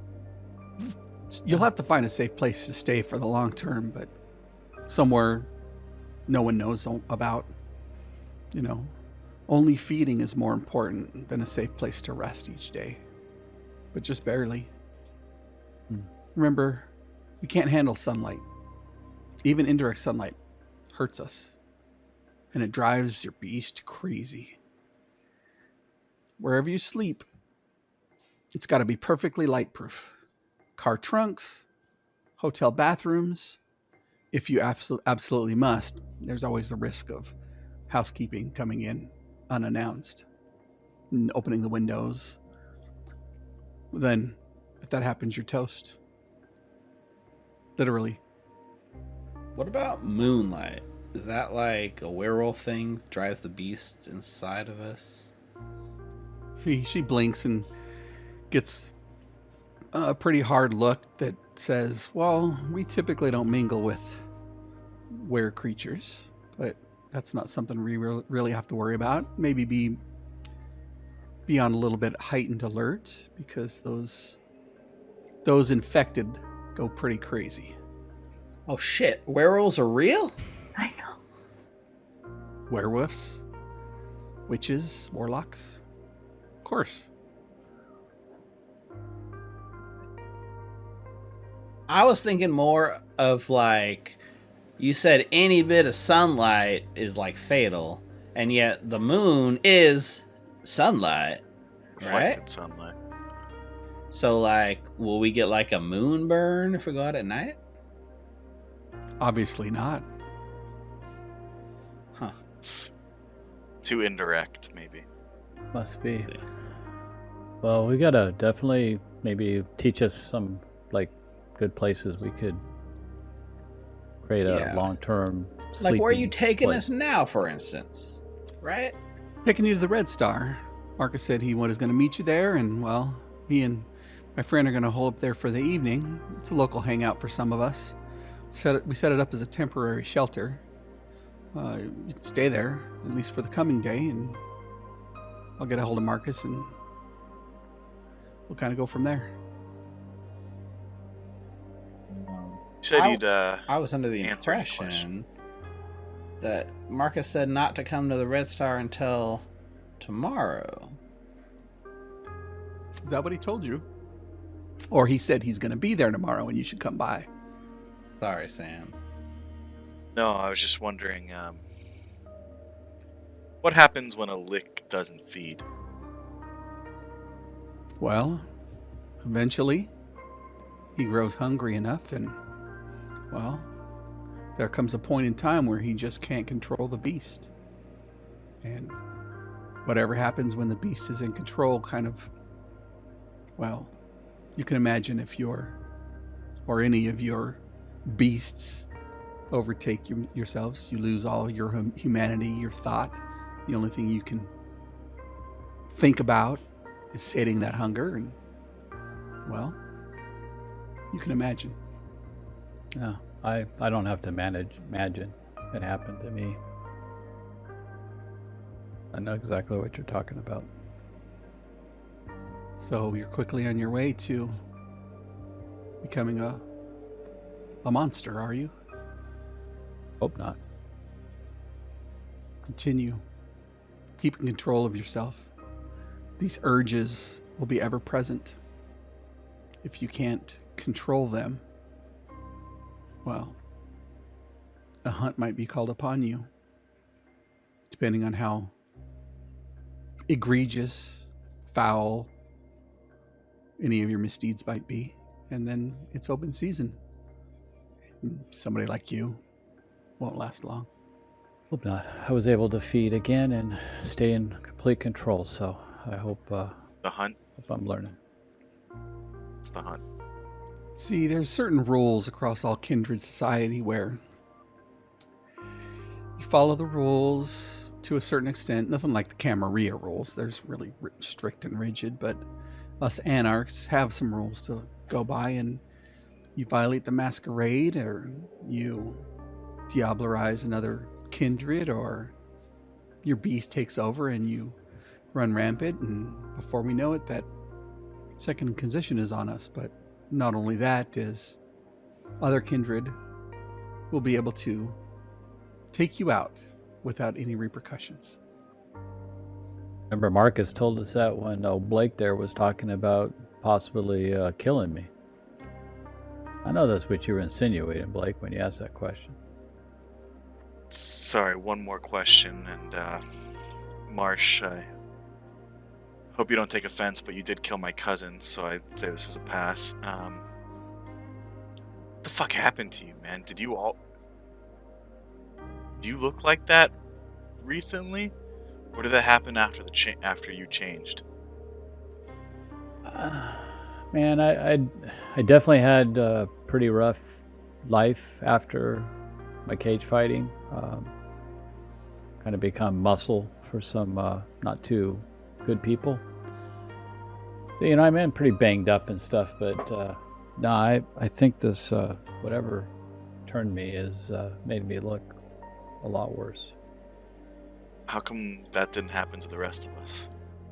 Well, can you answer that, Jackie? You have any idea why? You see, your sire had to have been a Nosferatu.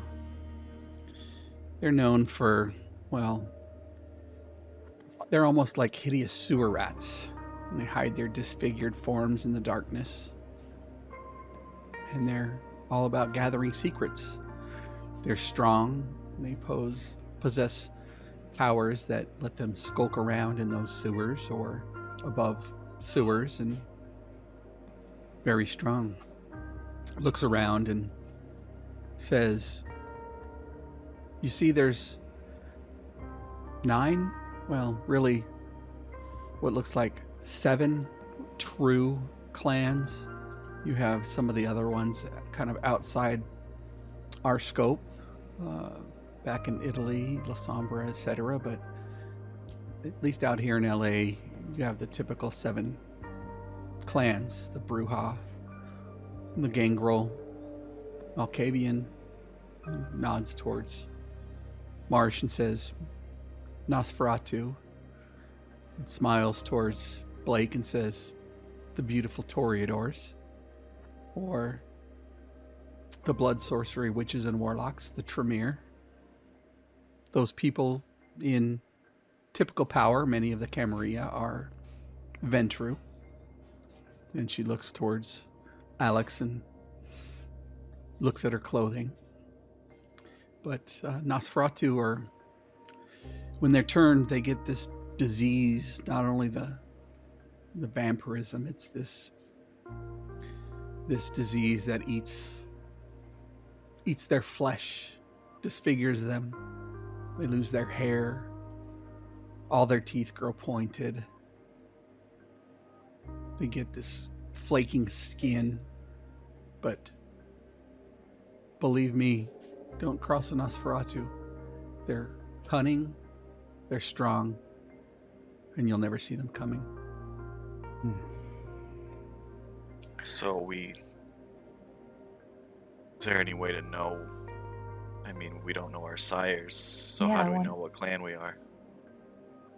You gain certain traits, certain abilities. Nosferatu are strong, potent fighters, but they can also disappear in the night using their obfuscation. And due to the animalism in their blood, they end up looking deformed. Bruja, biker gangs, those kind of people, they're fast, but they are also strong. And they have a presence about them that makes mortals almost be in awe of them.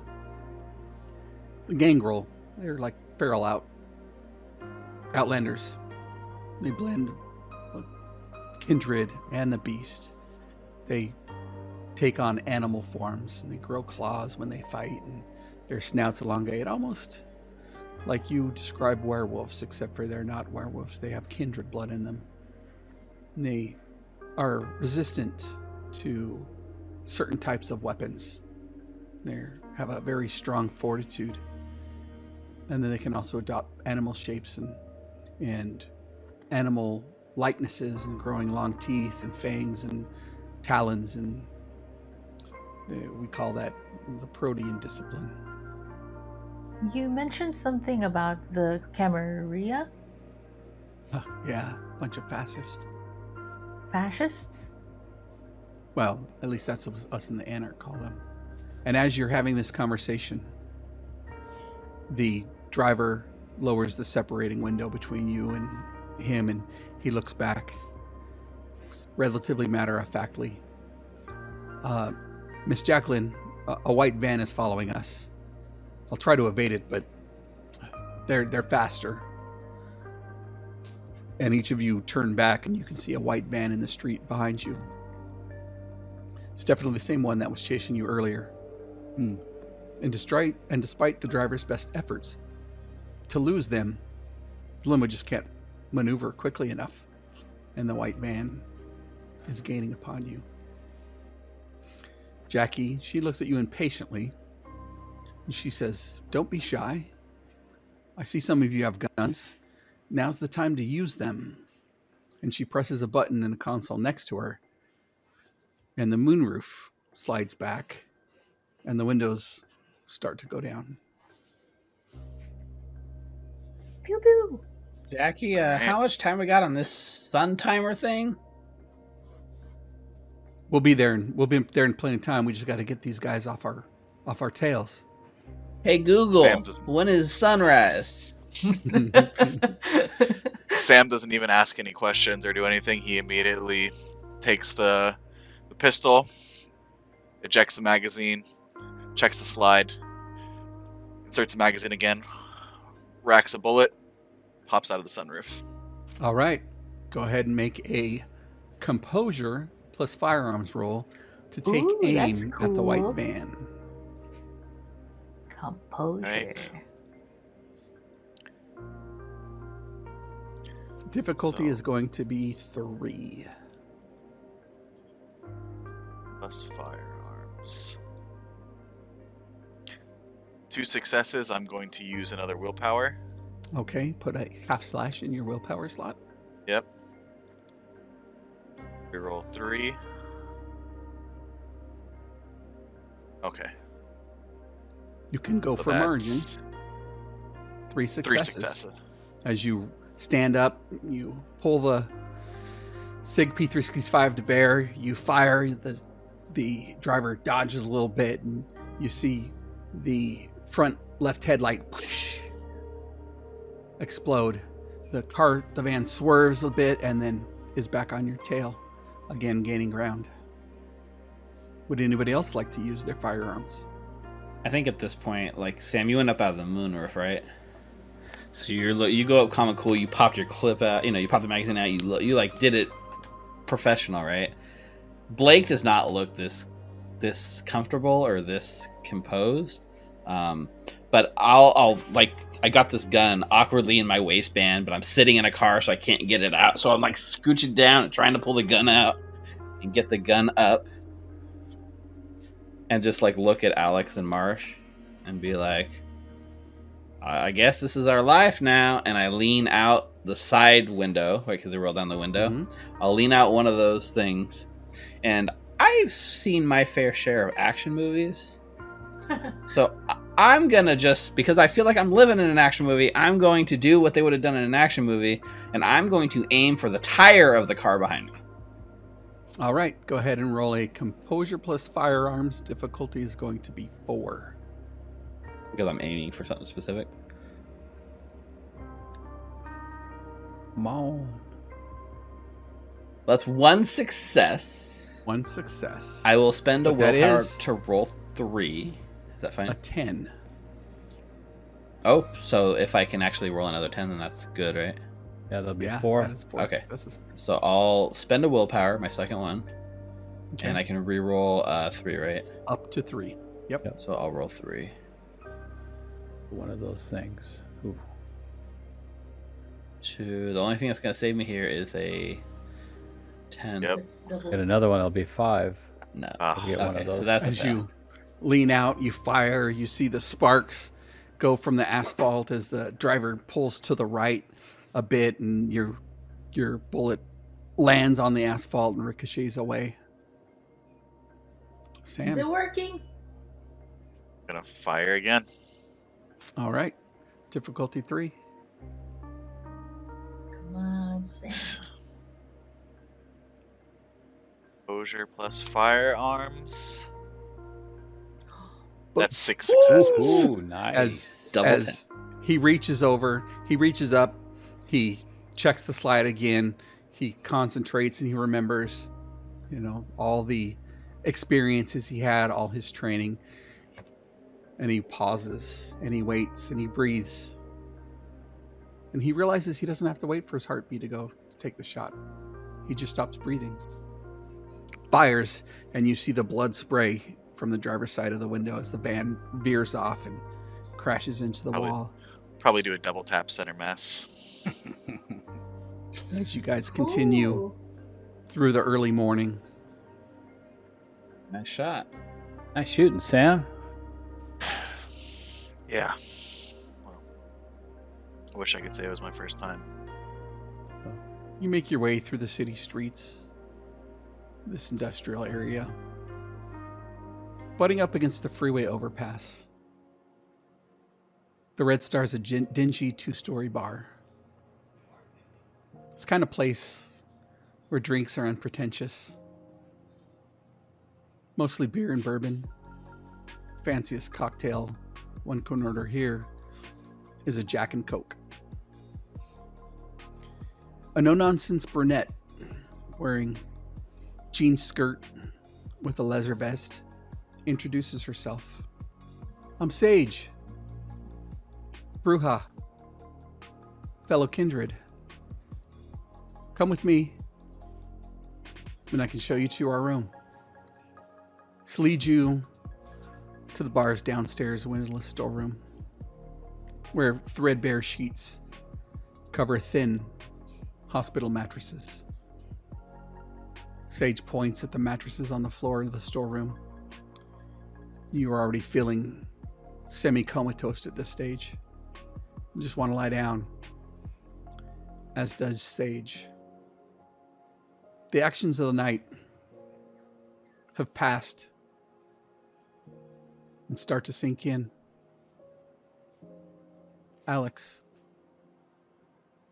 how does it make you feel? What do you think about? No, yeah. So during the car chase earlier, I was thinking about the lie that I've been telling everyone about how it was my choice to be here. While granted that it's a half truth, I'm remembering the actual reason why. And as shitty as the embrace was, I'm actually kind of happy that I did make that choice. I still won't admit it to anyone why I really, or how I found myself in this position. However, she's not gonna change any. And then she'll try to remember how she controlled herself while she was feeding off her lady friend earlier, and make sure that she puts it into memory that way when she does feed one more time. Like, it's just gonna be muscle memory to her, and she wouldn't need that much concentration and focus anymore. She also worries about Sam. As she glances back over towards Sam. Sam, you see Alex looking upon you, and you're the only one not to sate your hunger. Not yet, at least. You think about your friend that you met at the bar, kind of down on her luck. Older lady going to these young people parties, and you think about all your time spent in these ancient halls where books are really made of scrolls. What does this night mean to you? Sam, this whole night, has been trying to hold on to some semblance of humanity still. Refusing to feed at first, especially with that first experience of seeing a feeding, was what happened with Parker. But thinking about the rest of the night, he's seen his friends, and he does not consider them friends, feed successfully, some a little more cruelly than others. But and then he thinks about the car ride over here, and how no matter what he did, he still had to kill to survive. Just like Iraq. And thinking about his situation, that no matter what he chooses, blood always seems to find him. So maybe it's just better to give into it. Thinking of that, he looks over to Marsh. Marsh, as strong as he's ever been, as a mortal, is even stronger now as a Nosferatu.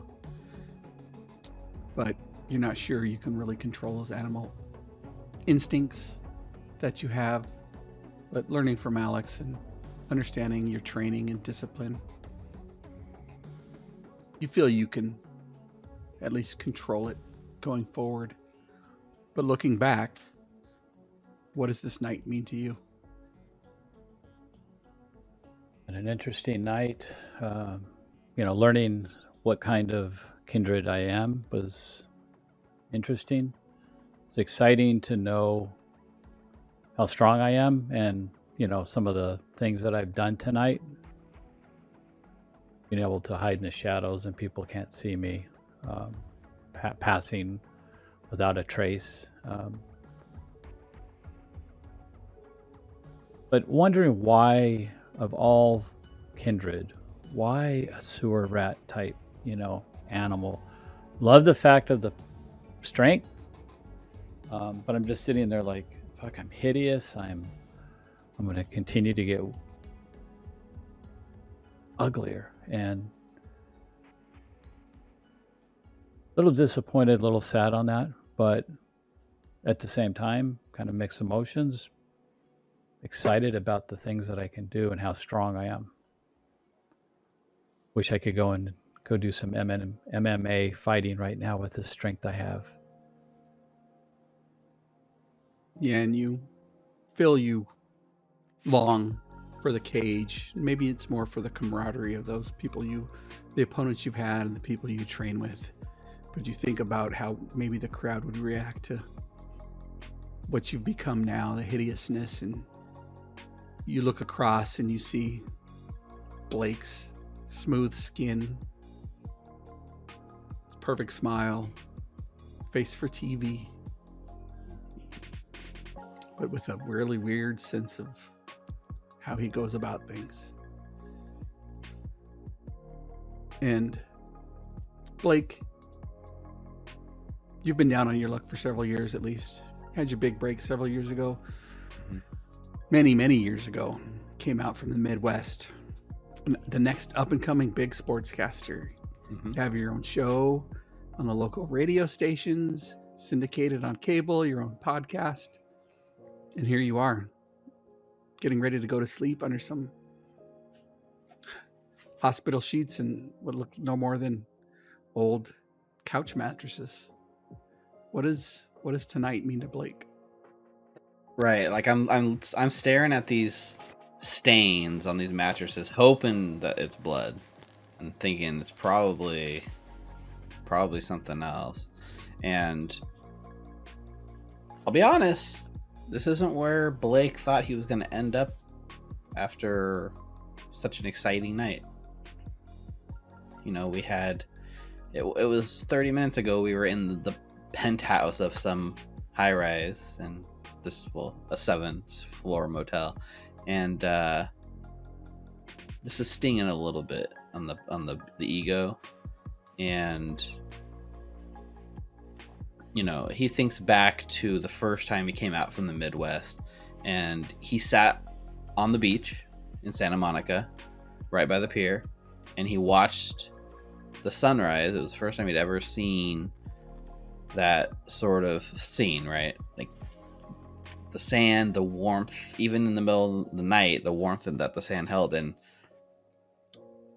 the sounds of the waves crashing, and it was very rhythmic. And when that sun hit his skin, he just remembered telling himself, "You're gonna make it, kid. This city is yours." And it's been entirely downhill since then. And in this moment, all he wants more than anything is to go back to that spot and sit on that same beach and feel the sun on his skin. And he knows he can't ever do that again.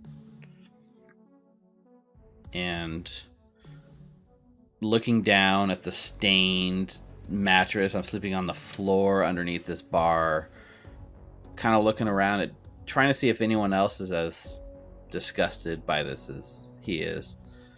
He's starting to sort of internally question whether these anarchs really live the lifestyle that he thought he was going to live. And I think he starts letting his mind wander a bit about this other clan he's heard mentioned, the Camarillo. And starts wondering if maybe there's another way. Yeah, I was gonna say, I don't think there's any time to really do this, because you keep saying how like we have this weight on our shoulder almost, right? Yeah, so I think I don't have a choice. I just lay on this mattress and let the sleep take me. As you barely have time to get comfortable before the dawn overtakes you and you surrender to your daytime sleep. No dreams, no visions, no memories. It seems to go by in an instant, and your eyes pop open at sundown, alert, ready to go. You feel the hunger your endless companion, and you briefly reminisce about the events from last night. Sage helps you to your feet and directs you upstairs. You can feel the cold of her hands. Let's go. You wander upstairs. And while you do, as we wake up every day or every night, everybody go ahead and make a rouse check for me. Let's go. Success from Alex. 0 from Marsh. Oh man, 0 for Blake. I'm gonna be going in a frenzy. Damn it! None of them rested last night. Damn it! Marsh, Blake, and Sam get a little bit hungrier. Okay. Now at 3. Man. Yep. You head up the stairs from the storeroom. You see the bartender there. Jackie's sitting there. Sage sits next to her. Bartender's mortal. You struggle with your desires to sate your hunger. And you wonder if he's into the whole deal.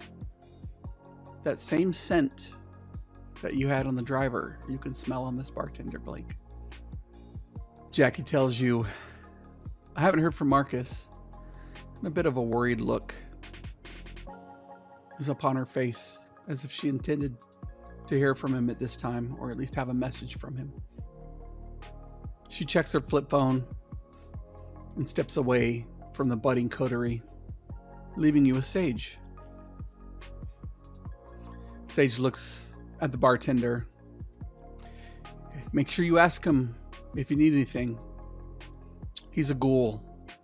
Gets a hit of vampire blood once a month. Makes him loyal. Makes him your friend. Makes him stronger. Always good to have somebody looking out for you and your daytime needs. Isn't that right, Chad? Chad just nods in affirmative. Setting up the bar for whatever this evening's entertainment is supposed to be. Sage leans in and says, I know you're new licks, but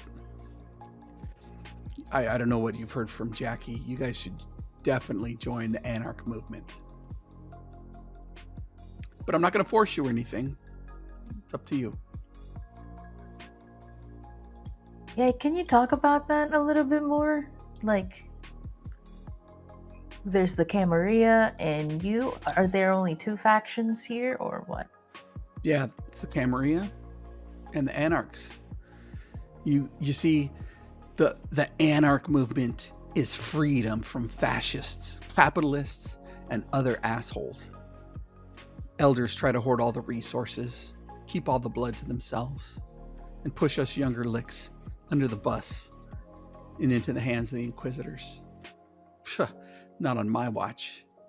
Not while one single of us Anarchs can bear our fangs at them. And she slams the bar. So you're saying with the Camarilla, the blood doesn't kind of trickle down? There's no trickle-down lower, blood theory or nothing like that. Nothing? Yep.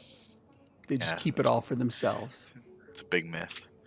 Yeah. Interesting. They walk around in their designer suits, them a-holes.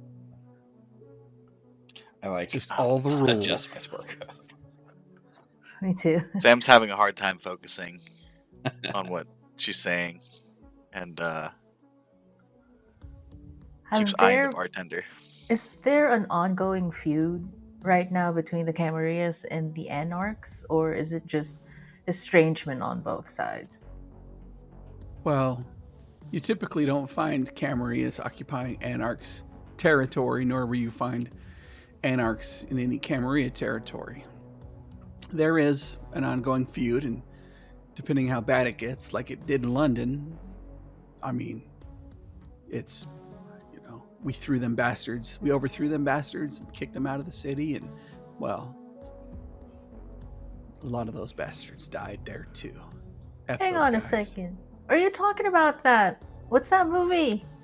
The Remember the 5th of November. Are you talking about that event? You're talking about V for Vendetta? Yeah, V for Vendetta, when, was it Anarchs that bombed the parliament?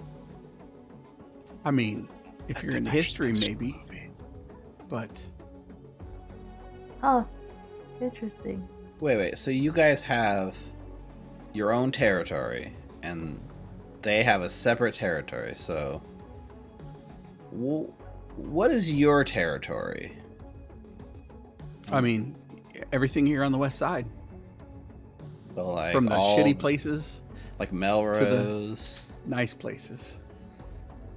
like all Yep. the bars and the rundown dive holes and you know, the back alleys and all that glorious territory. Oh, they got if you got West Side, and do you got Malibu? Do you have Beverly Hills? I mean that. All the way to the beach. Yeah. Oh, So- wow. It's Marcus's territory. He owns all of the west side.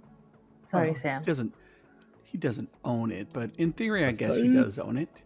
He's the landlord, the vamp daddy, whatever you want to call him.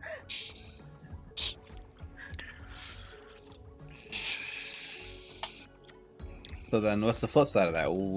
Where do the Camarilla control? Like downtown? They control downtown, the financial district, some of the hotels by the Staples Center, or I guess it would be the Crypto Center now. But it's, I'm not going to force you to choose, but you're going to have to choose one way or another, or you can just try to go it on your own, which, let me tell you, hard to get resources and hard to, well, the most important resource is going to get food. But Camarilla have all these rules, and you have to prove yourself before you can join them. So What rules? rules: when you can feed, where you can feed, who you can feed from, where you can go, where you can't go, who you can talk to, who you can't talk to.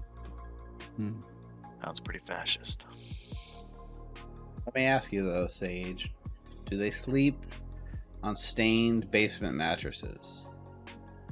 Oh, someone does. This is just like a temporary holdover. It was nearby, which is, I guess, why Jackie brought you here. I mean, you should see Jackie's place. She has one of those manors up on the hills, just on the north side of Beverly. It's beautiful. But don't tell her I said that because she's kind of private. Where do you normally stay, Sage? Well, I mean, I run this place, so I usually stay here.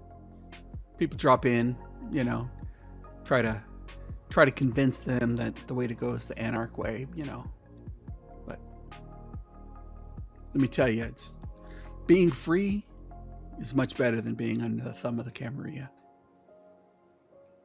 So you say being free, but then to join you to be able to use the resources. So if we didn't join you and didn't join the Camarilla, are we able to, let's say, go to that club we went to last night if we weren't part of your movement? I mean, you're not part of the movement now, so I don't see why not. But, just know people on the Camarilla aren't like Marcus. Yeah, it's been pretty helpful. Yeah, he helped me too. Growing up, my abuela always said something that every person that you meet wants to be friends with you because they have a use for you. I'm just trying to figure out what his use of us is. I mean, it's not a bad thing. It's just people use each other all the time. What does he get from us? He takes the approach of help you, help me. He's kind of a big shot around here and on the Anarchs, and well, maybe you'll come to our side. You won't ever get treated by anybody like Marcus and the Camarilla. They'll make you prove whatever they have, and he's given whatever he's given to you freely out of his own goodwill, just so you can consider becoming part of the Anarch movement. Be you able to help find our sires? I'm not sure if he knows. I mean, he can probably get the word out, but I can ask him. I'll have Jackie ask him. Those two are like two peas in a pod. How important is it for new licks to know their sires? Could we live without them?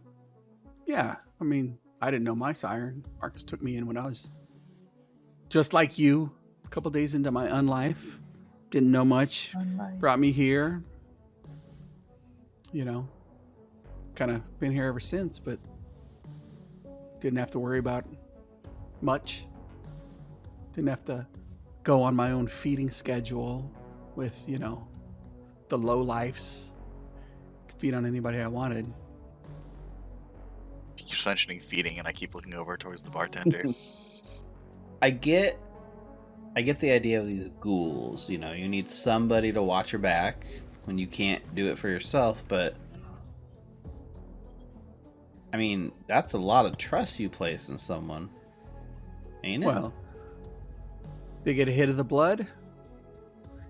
It compels them. One of the things it does is it makes them stronger. It makes them loyal. They can't actively go after you. They're under your spell. Kind of like my boyfriend when we were like back in high school. He'd do anything for me, you can imagine. It's under my spell. Very similar. Except for I don't have to hear him whine. And Do you feed off ghouls? Not usually. They kind of feed off feed you, off us. right? Well, they don't really feed off us. They just get a little bit of a hit, and it kind of holds sway over them for about a month or so. And every month, Wow. you know, we reinforce it, and depending on your needs, you can have several goals that take care of you. Depending on how powerful you get, you can control more. Marcus has got a whole bunch of them. I wish I didn't get hungry for like a month. I only had to feed once a month. I don't know why, but I'm getting hungry. You got anything here for breakfast? Anyone?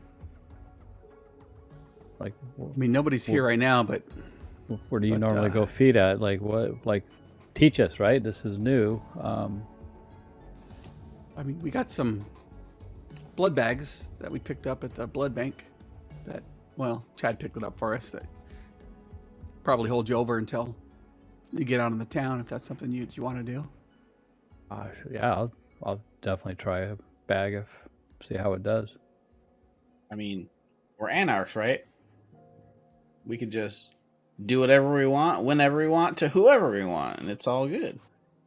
Well, not to whoever, right? You don't kill other kindred. Yeah, remember the Obviously. hunt. The hunt. You Right. obey the masquerade. Otherwise, the Inquisition will be on your tail before you know it. Right. Yet they've been on our tail since we've got turned. Oh, really? Oh, yeah. Well, I mean, to be fair, it's only when we're hanging around these anarchs. True. Or in a limo. I feel like the anarchs are the ones being tailed, not us. Good point. Well, we did find ourselves in a free meat freezer. Let's not forget that. Right. You too. Sage, does Marcus have a meat freezer sort of side business?